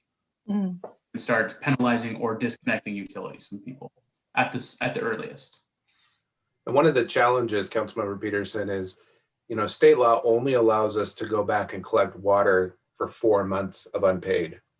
So what you have here is you have customers that have not paid their bill since February or March that have not been shut off as they customarily would, that are racking up these large unpaid balances. At some point, if they don't pay those and the city is able to then go after the shutoff process, we're going to have a fair amount of water that we're going to end up probably having to write off. And what the net effect of that is going to be that the rest of the ratepayers are going to have to make up that loss of revenue unless the state steps in and provides us additional funding to cover that. So that's one of the things that the state could do. So Jason, if I can add to that quickly. So basically state law says that water debt that's more than 4 months old cannot be used. We cannot file liens on it, and we cannot use it for shut-off purposes. So then our only means of collecting a water portion of your bill only that's more than 4 months old is by taking a customer to small claims court, which is really not, it's not feasible with the number of accounts we have. So that's what we will be having to look at write-offs. The sewer and the storm are still collectible, but not the water. Thank you. That's really helpful. And we can't just apply these funds to the past due accounts? No, unfortunately, the CARES money cannot be used for revenue replacement. Got it. So what we're doing is we're making them apply for the CARES money, and then we can say, well, this is what it's eligible for. I wish it was a simpler process. Yeah, definitely. Thanks. Okay, Barb, and then we'll go to Charlotte. Go ahead, Barb. So I'm very much a part of writing checks, for the CARES Act through Rotary. Is there a way to look at the utility, the outstanding bills where you are going to be losing money and send those people a letter directly, and try to get them, because we really only have 10 more days that they can even apply for the money. But it just seems like they need to wake up. I really wish that people would respond, because they've been getting letters monthly since we had CARES funding. And before that, they were getting monthly letters saying, please call us. We'll help you set up a payment plan, etc. And not only just to the account holder, but if it's a landlord-tenant situation, the landlord and the tenant are getting it to hopefully try to spur on some assistance. Yeah, well, let's hope more show up. But I just think that once the money goes away and then, oh, I need help now. So I just hope we don't have too many that are delinquent. Neither do we. Yeah. Okay, go ahead, Charlotte. Well, first, regarding Jason's comment, thank you for the double attempt about the landlord and the tenant situation, because it's always uncertain about the level of communication between the two. So thank you for that extra effort. Going back earlier, the part that I struggled with this was that I wasn't sure what our ask was until Jason said, hey, one thing that's a possibility is the state being aware of being able to provide assistance, potentially like assistance to help fill in some of these gaps. I don't know that I'm super comfortable with an ask of, hey, we'd like to go back further than 4 months. Like, I don't know that I want to add to everyone's burden, but I also, this one, I can't tell what our ask is, period. And so it'd be nice if it was clear that we are asking for state assistance to local governments to basically compensate where the federal government is lacking. I mean, that's the other part, is that we have to remember that CARES Act is being the federal program, not a state one. So just some clarity about what it is we're asking, I think, would be helpful. And I guess, Bill, is this something AWC's about housing assistance was equally unclear. I think they were stating the problem, but leaving the question open. So yeah, and I know that I was gonna say this is an issue too, in water districts, PUDs, and others. I think one of the challenges is the CARES Act itself had the limitations in it in terms of how the funds could be used and for what. Some states took additional action at their legislative level to then further give more flexibility or direction to local governments, utilities, and others on the use of funds for rental assistance, utility assistance, food assistance, things like that. Since we haven't had a legislative session or even a special session since coronavirus kicked in, we don't have those additional flexibilities that other states do. I think there's not a specific ask yet, other than, I think provide more flexibility for local governments, both on housing but also don't forget about utilities. The information from a lot of local governments is the same people that are struggling with rent are also struggling with utilities. And it doesn't make sense to provide rental assistance, but not utility assistance. And so we're trying to communicate, people need help with both, and cities and local governments need the flexibility to be able to use funds accordingly, depending on what their local needs are. I mean, to me, that's the key message. I think I'm sorry to interrupt, but this is Patrick. I think the way you just stated that was very clear to address that whole section.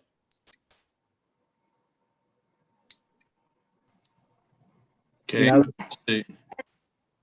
Yeah, and we can polish. We don't have to polish up final language right now. Maybe Carmen, you and I can chat a little more about that section prior to the next meeting. I think too, we've had it in the past. We learned a lesson one session to write these broader because it is November. We don't know what way the legislature is going to go. So at this point, the language is a little broad, especially on these higher topics, on purpose, because we've had a situation where there was one problem we were all wanting to solve. We asked for a very specific solution. The rest of the state went toward a very different solution that we were happy with, but we actually had a legislator say, you didn't say that in your legislative agenda. That's not what it stated. So we did learn our lesson at this point to hedge our bets just a little bit, but we still want clarity. So we'll work on that. Okay, thank you. Go ahead, Cindy. Thank you. I just also think that on this, I know that we've hashed this quite a bit, but I do think that in the very first sentence, we just need to be direct with our ask, maybe using the last sentence Carmen has there about when thinking of rental assistance, please don't forget the utilities. And also I was wondering, is it possible for us to make a last ditch effort to help people? There are lots of people who actually don't check their mail these days. They do so many things by email and all that they don't go out and physically look in the mailbox. But can we do some phone calling and leave kind messages and tell them that we would be willing to help them with the CARES Act situation? And even if we had volunteers who made those calls, other community members, and just try to spur them with an actual human voice rather than just another piece of paper from a I don't know, an entity, the city. So anyways, those are my two suggestions. Thank you. Okay, thanks, Cindy. Okay. Carmen, the next one. Last one. Whew.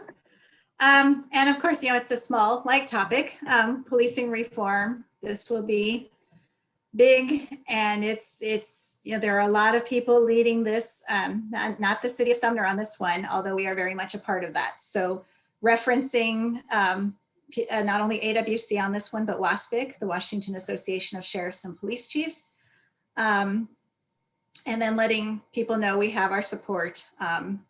I think especially maybe sometimes working against the preconceived notions of smaller cities. Someone once asked me in our vision statement if progressive and small was an oxymoron. I said, absolutely not. So just reminding some of our legislators, especially maybe who don't know Sumner so well, how much we've been at the forefront and how much we are wanting to be a part of this. Okay, go ahead, Melanie. So my comment on this one is similar to the planning conversation earlier, where we have a problem and the way that we've been doing things is clearly not successful. So to sort of make Seattle a bad guy here and say that we've got this, we know what we're doing, I do not agree with that messaging. And I also feel like we're perhaps overstating our reform in the city. You know, we've been talking about this, at least I have with staff since January. And obviously since March, a couple things have changed, but I wouldn't define it as sweeping reform by any stretch. So I really think we're overstating here. And again, being aggressive without need.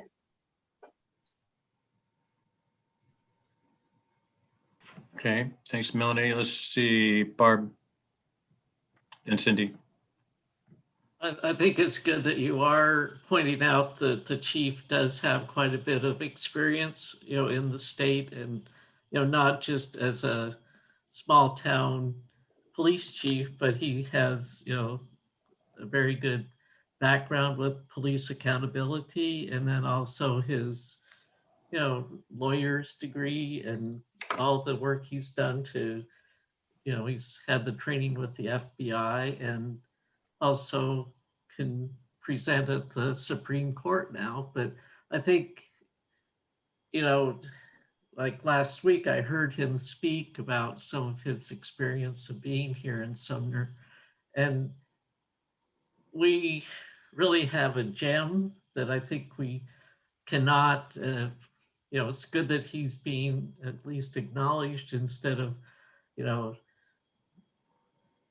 you just don't understand, his commitment to our town. So I think that I'm glad to see that you've got that in the statement there. Thanks, Barb. We're going to go on to Cindy, then Kathy, then Patrick. Go ahead, Cindy. My feelings were also about Chief Marecki, and I every time I read this, I was hoping his name was mentioned. I think he has a great reputation, and I'm behind him and our force 100%. And I've always seen that he's always had a great compassion and a soft leadership that always really brought the whole community in behind him. So I'd like to see his name mentioned there. And I'm not sure how I feel about the Seattle and the Mayberry mention. I'm a little bit eerie on that, but I just think I want to just go a little bit stronger on touting our own department. So thank you. Hey, thanks, Cindy. Go ahead, Kathy. Yeah, I actually like this one. It's short and it's to the point, and it to me is exactly how our citizens would put it if they were writing it on paper. I like this one. Thank you. Thanks, Kathy. Go ahead, Patrick. Thank you, Mayor. I also, I've got a little bit of concern about the Sumner, not Seattle or Mayberry portion.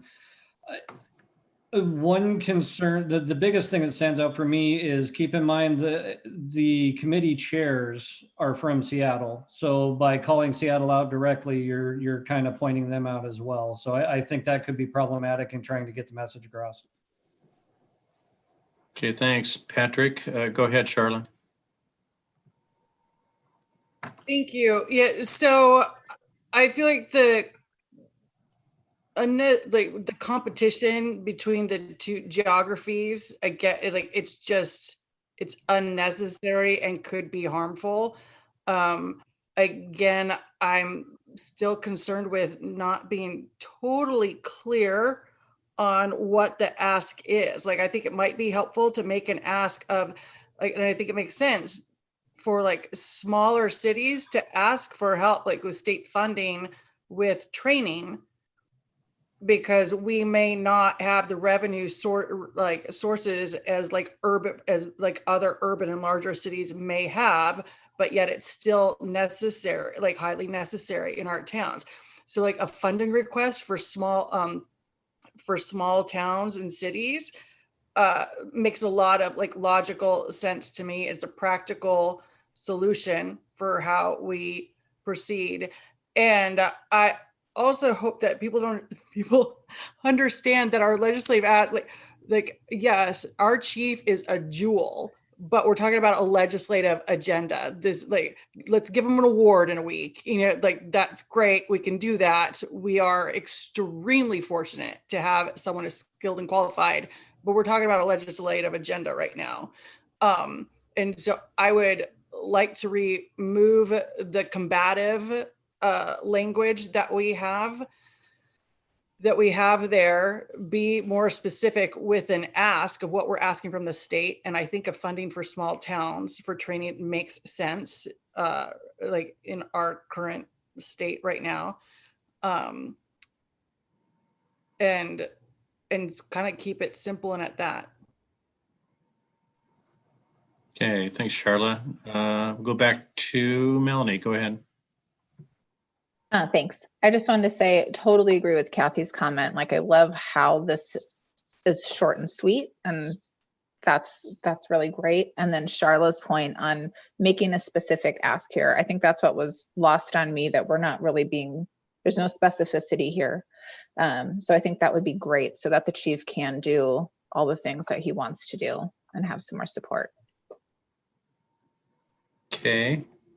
Okay, that brings us to the end. I express just a second, Jason, before my thanks to all of you for your input. I mean, this has probably had more discussion on this thing than we've had on some items in a long time.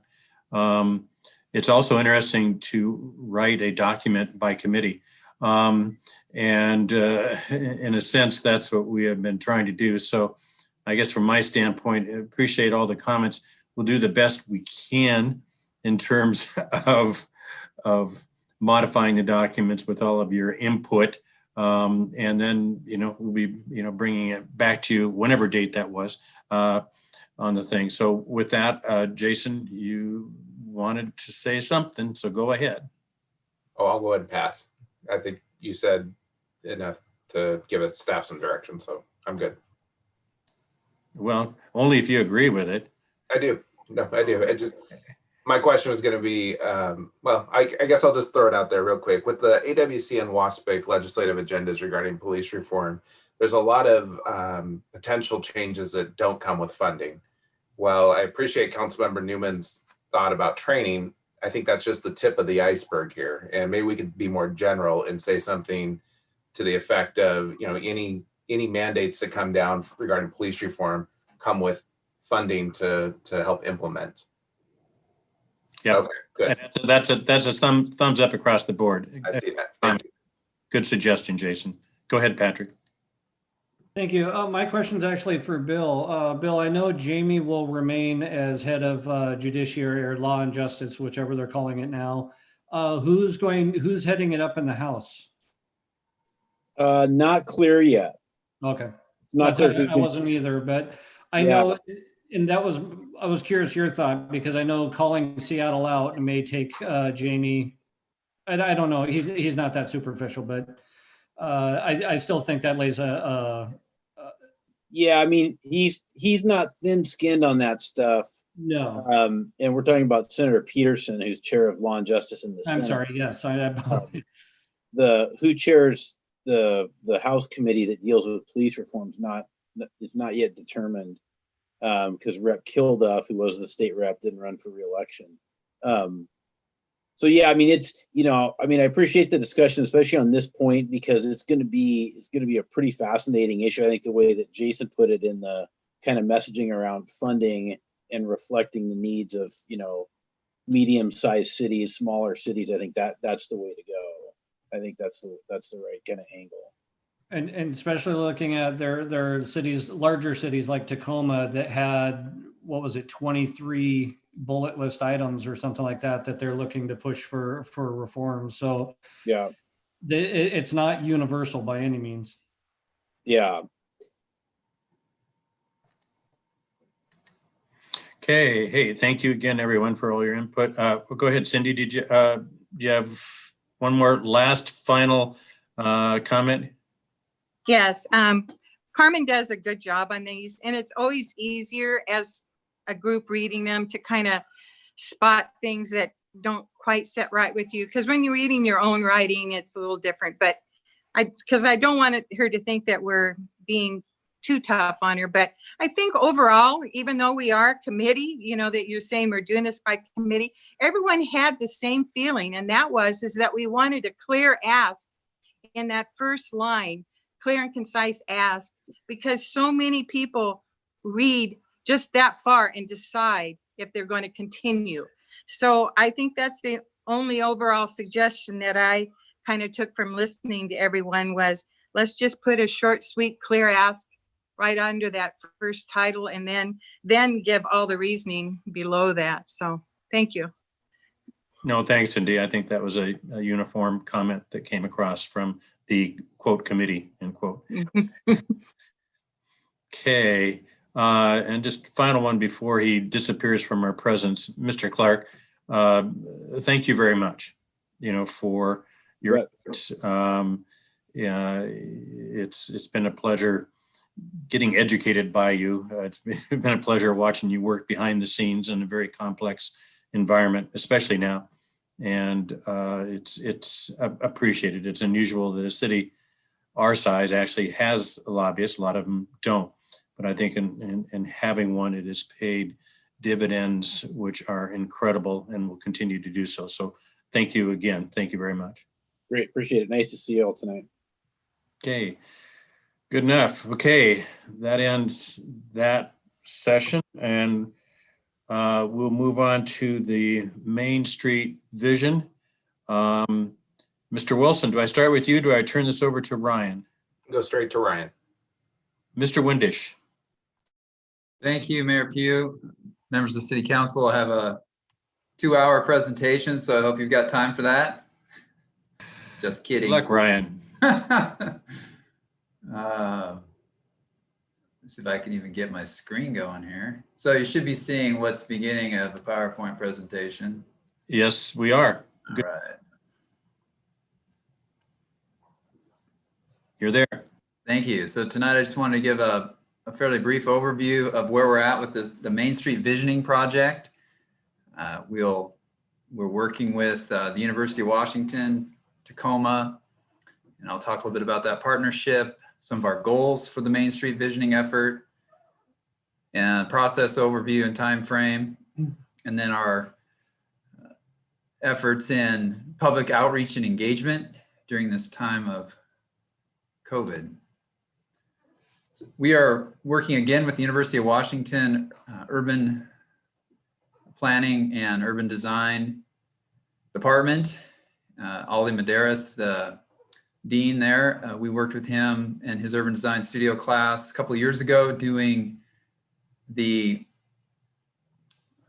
innovation and artisan district renderings and ideas for the old QFC property off of East Main Street. And this year we're working on a bigger project with the similar studio design class. And it's going to take the full academic year, which I'll cover a little bit later on. And the project is $18,000. I know I'd been, the ask actually from LTAC was $30,000, but given the COVID situation and budgets and whatnot, we're actually going to, 18,000 will cover the project with the University of Washington. And Assistant Professor Bara Saforova is working with us on this.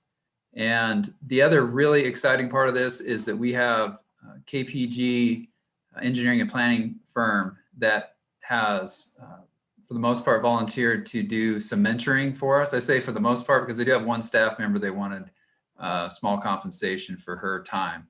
But we have Paul Fiosel, and he is very well known for doing Main Street visioning projects around the state of Washington and beyond, and award-winning projects. And really fortunate to have him as a mentor.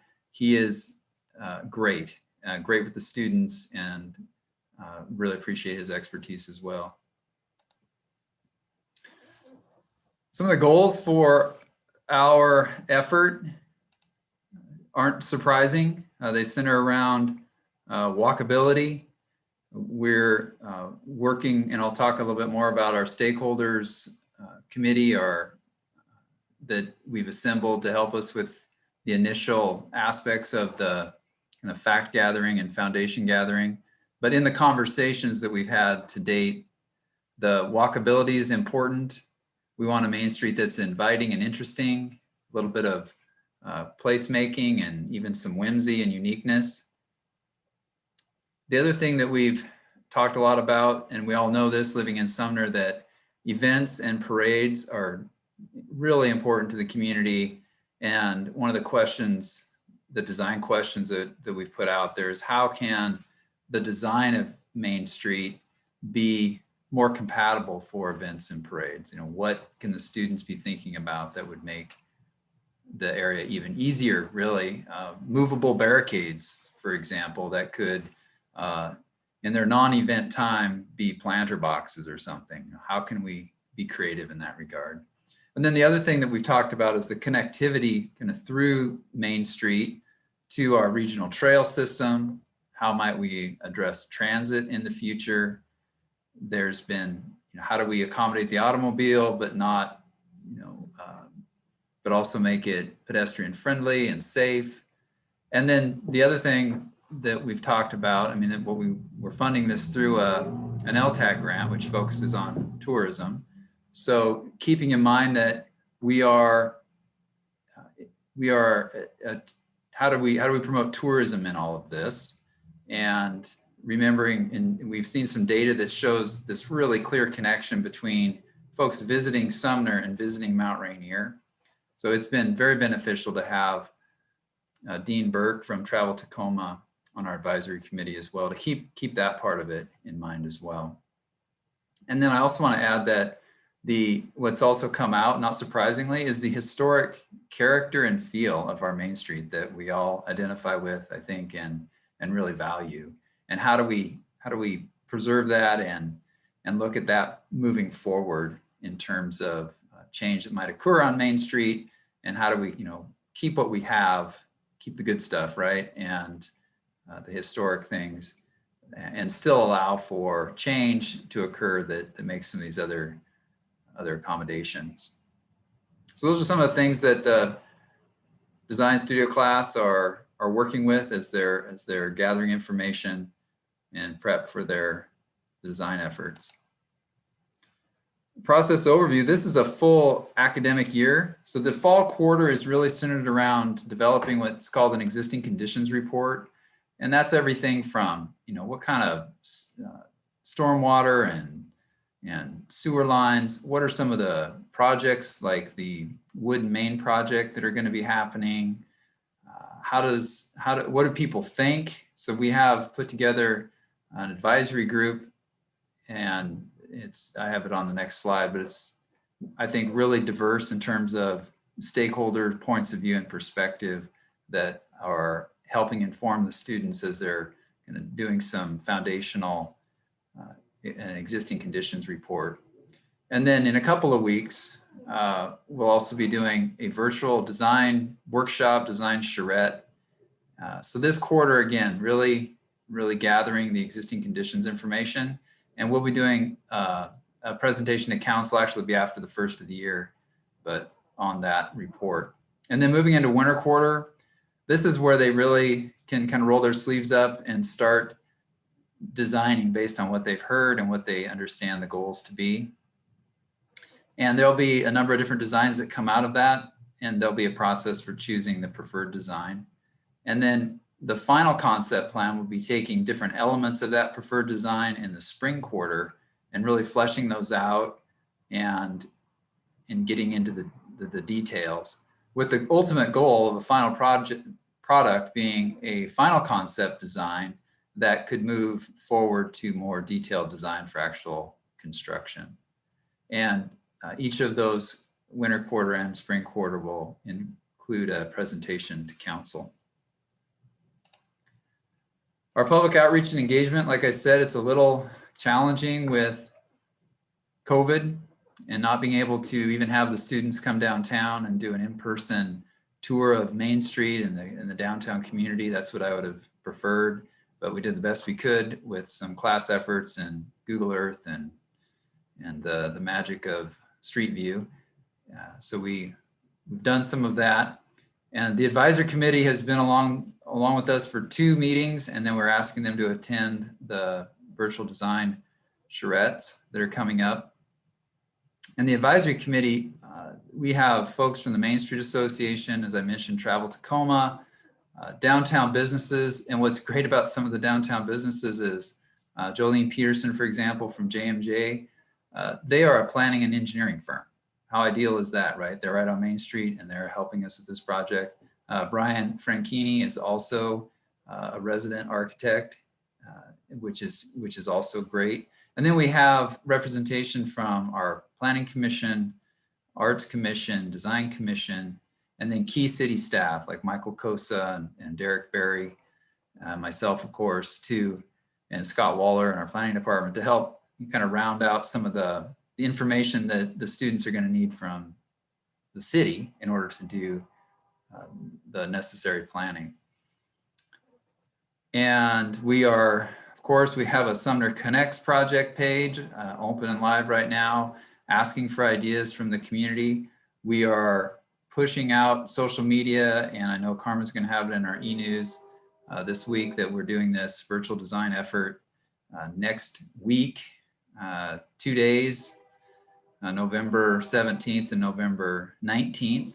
And then those will be recorded and then put on our website. And again, just trying to promote this through our website, through social media, through the channels that the city has, to get people to kind of weigh in, hopefully watch some of the presentations and provide us with feedback.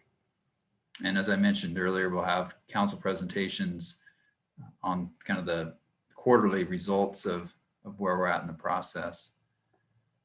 And that's really all I have, just kind of an update.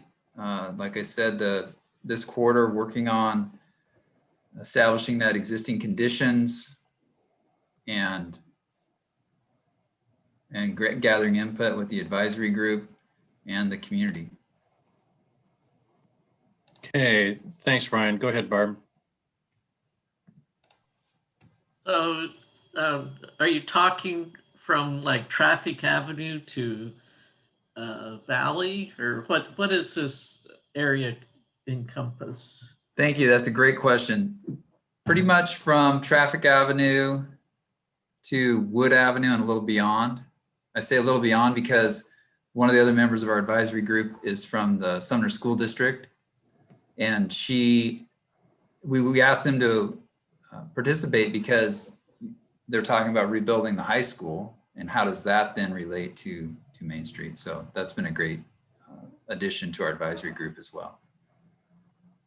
And are you looking at things like, I know a few years ago that having beer or wine outside was not allowed? Are you going to look at some of those policies that, I don't know if we've changed that over the years? Because I mean, I just know that in general, in my mind, I don't think it's a detrimental thing to happen.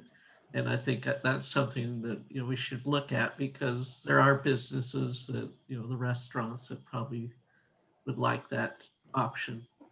We did make those changes, Councilmember Botetto, and okay.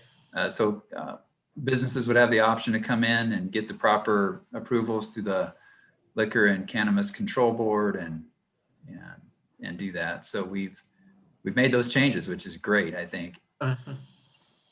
Good. Okay, thanks. Go ahead, Melanie. Thanks.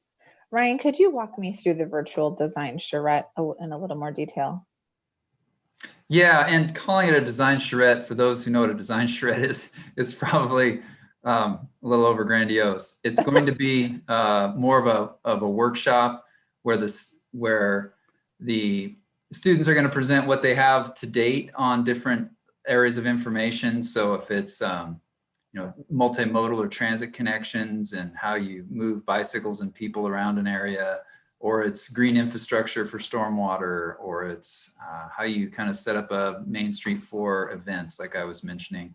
So they're going to present information and get kind of feedback from the advisory group on kind of what they think is just comments on what they think is going to work, what's not going to work, and why and how. And then the second day will be them also bringing back case study information with ideas about how to address some of this stuff as well. So it's still really kind of fact finding and asking questions and presenting ideas and trying to get a sense of where they need to go with the design. But it won't be, it won't actually be, you know, sketching things out like Right. can happen at a charrette kind of live. It's not going to be that. No, I totally understand that. I'm planning events like these as well. So I feel the pain of trying to get this to work right now. So is the design shred open to the public? Yes, yes, it is. It's open to the public. And what we're asking really is for the advisory, the students will be presenting. It's going to be on Zoom. So we can only imagine. I mean, it's not going to be ideal, right? I mean, I'd love to do it in person. But anyhow, we're going to do what we can on in Zoom. And then we're asking the public to kind of listen through the presentation and then kind of weigh in and comment at the end, or send an email to staff, or call us, or comment on our website. We're trying to provide some different avenues for that. Yeah. And if we record it, which we're doing, the hope is that if we promote it, you know, people may not want to sit through a 2-hour Zoom meeting, but they can skim through it and provide us comments, which I want to say we are getting comments similar, in a similar type of a vein from on the housing affordability plan.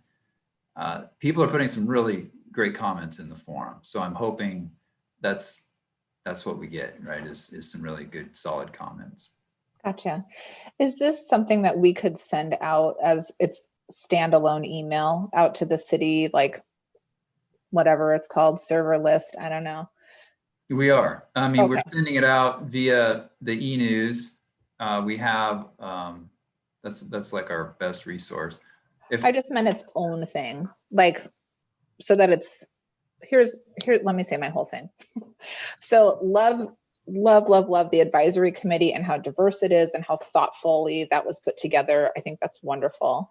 I do have a little concern here around public engagement, which I know we all share right now. So I would, like, when we're working on our projects in my daytime hat, we think about Arnstein's ladder a lot and how are we really engaging. And so for those of you that aren't familiar with it, there are these different levels of public engagement. And so it starts with like manipulation and ends with citizen control. So it goes like this whole gamut. And about 3 rungs up on the ladder is informing. And that is, it's a step up, right? And we're definitely engaging, but it's not where we'd all love to be. So I want to challenge these students to think about how can we get a couple more rungs up when it comes to the public. I think with the advisory committee, like, fantastic, we're going to be able to engage with them really deeply. But when it comes to the public, I want us to think some more about how we can really get some participation and really hear some feedback, ideally live, ideally through a Facebook Live event or something like that. But I think this is such a great opportunity for these students to really get into this and understand that this is really part of urban design, right? Like, this is a huge piece of it. Right. And yeah, so that's my thing there, where it's like, we've got a piece of it. I just like us to reach like maybe one more rung. And they have some runway here, right? It doesn't have to be, you know, before winter quarter or whatever, fall quarter is done. I think actually, Melanie, where people are gonna really, I think, be able to weigh in is when we start looking at those sketches and those ideas. That's kind of, my gut says that's where people are gonna really kind of it gets much more literally concrete, right? And they're gonna be able to say, we like this or we don't like this. Because right now we're kind of working in I don't want to say it's hypothetical, because it's not, but it's more abstract. It's more kind of the big picture stuff, right? Which is a little harder, I think, for the public to weigh in on. Yeah, definitely. But if we could reach out, like, maybe this is what those Sumner Facebook groups would be really good for. To, like, I'm not sure the rules around this, Carmen. You'll have to think about that. But to put something out there to that group of very vocal people, and maybe they'll have feedback. And Ryan, I have to confess, I haven't looked at your page yet, but you know, this is really why we invested in Sumner Connects, was to have that next run of engagement. And you know, we're still figuring out in each project how to use it. People definitely love to vote on intersections. We now know that. But that is, so we'll be using that. And then as Ryan said, it's in the e-news. Not only is it in the e-news, it's the lead article from the mayor, which means it's the title and all of that. So. Oh, great. Okay, awesome. And I'm just going to put a link into that letter reference in case anyone else is interested. Thanks, Ryan.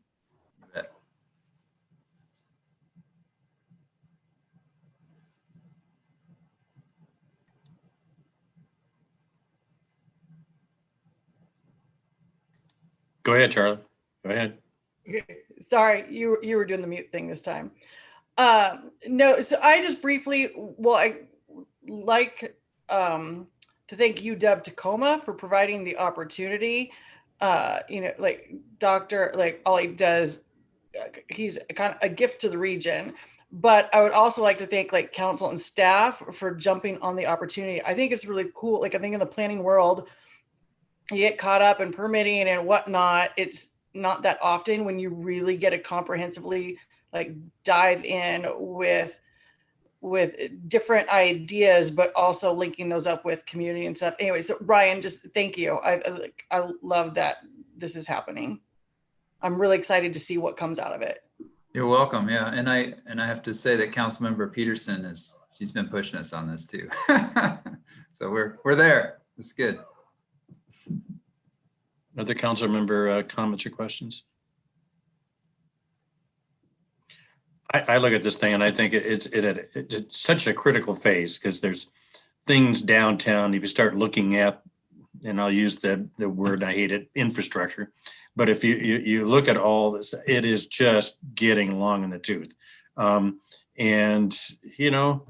it needs to be changed. It needs to be upgraded. And so that's why the whole partnering with UWT and everybody else that is involved, it's such a great opportunity, for our future. So I'm looking forward to the same thing. It's great to talk about it, but what are some of these concepts and stuff that they're coming up with? And to the degree that, like Melanie says, we can get that out there to the public so they in turn can weigh in on the thing. Because I think the interest will be there, to weigh in and to be involved in it. Because almost everybody can identify with downtown and what it should look like and what it is and what it means. So yeah, nice work. Okay, anybody else on that one? Okay, Ryan, you get the award because it did not take 2 hours. Although I think people would have probably faded from view if it had. So anyway, that's the last item on regular business. Councilmember Newman. Thank you for not forgetting, just for those of you know, I flagged, I was hoping that we could separately from the legislative agenda, have a quick conversation about CARES Act funding, the current status, like what is, how much, we talked about it actually quite more than I thought we were going to earlier this evening, but I'm still unclear about how much is left over in remaining funds. And then I'd like to throw out, like, if it looks like we're at the risk of returning funds, throw out a suggestion for what I think is kind of an easy process way to make sure it goes back to the community. Okay, Mr. Wilson, where are we in terms of the CARES money balance? Just to make sure we don't run afoul of any OPMA violations, since it's not technically on our agenda tonight, I will cover it in my city administrator report if we're ready to move on to that, Mayor.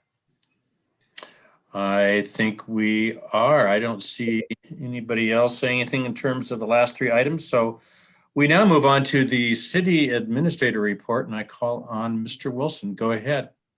Thank you, Mayor. And I just want to recognize it's good to see our city attorney is back with us from some maternity leave, well deserved.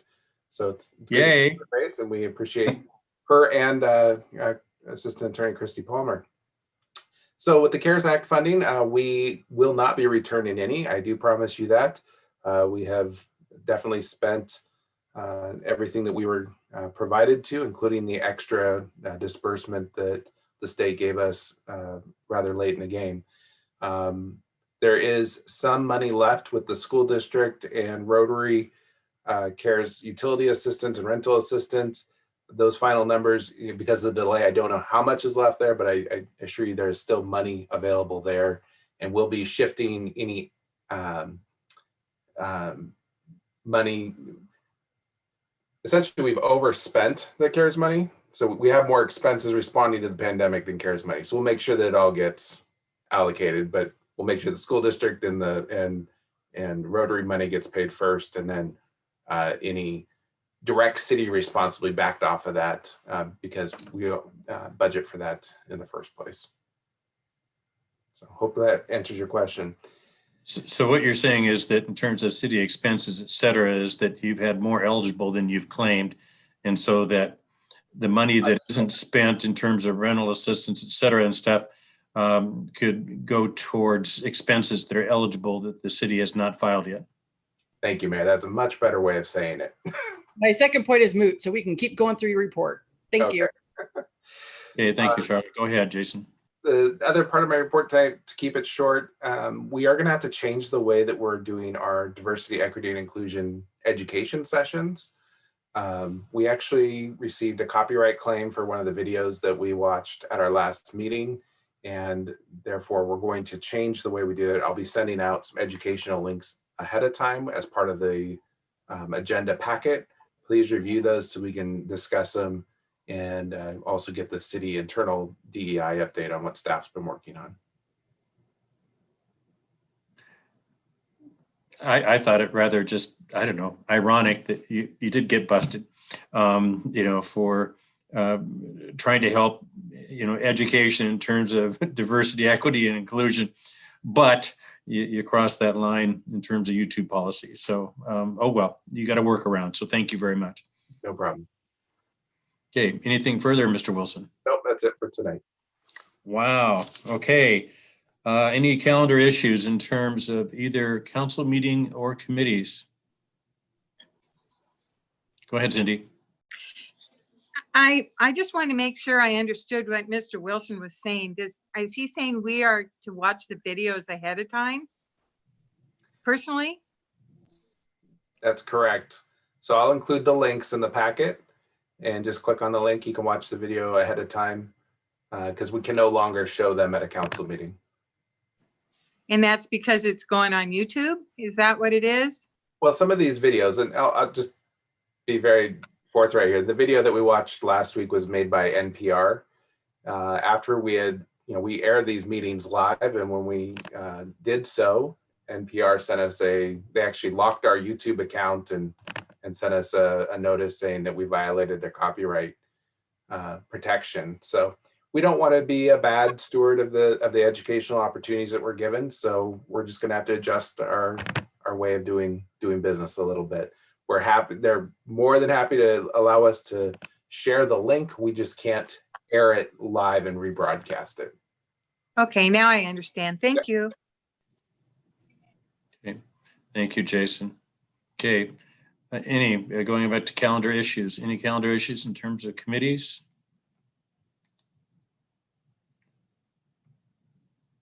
Sorry, I was looking at the chat to make sure that wasn't missing something there. Okay, seeing no calendar issues. We have no oh, go ahead, Mr. Windish. You have a calendar issue. Thank you, Mr. Mayor. I just wanted to point out that the CD committee meeting, if we have it on the regular fourth Wednesday, we'll be having it just before Thanksgiving. So I'm wondering if the committee wants to move that, or if we could move it a week ahead on the 18th. We can, except it can't stay at the same time because I have public safety at 5. I see. Is this the place we're supposed to resolve this, or do I just need to, or what are we doing? You got to ask your committee members. Okay. I mean, yeah, you're throwing it out there. You had one suggestion, but that hasn't worked. It's what Melanie raised. Right. Patrick? Yeah, mine is actually on finances. Just a heads up that currently we do not we're leaving it on the schedule for the December Finance Committee meeting, but it's going to be based on need. So it's more of a standby meeting than it is a schedule. Got it. Okay, thanks, Patrick. Go ahead, Kathy. Yeah, I don't have anything on that night.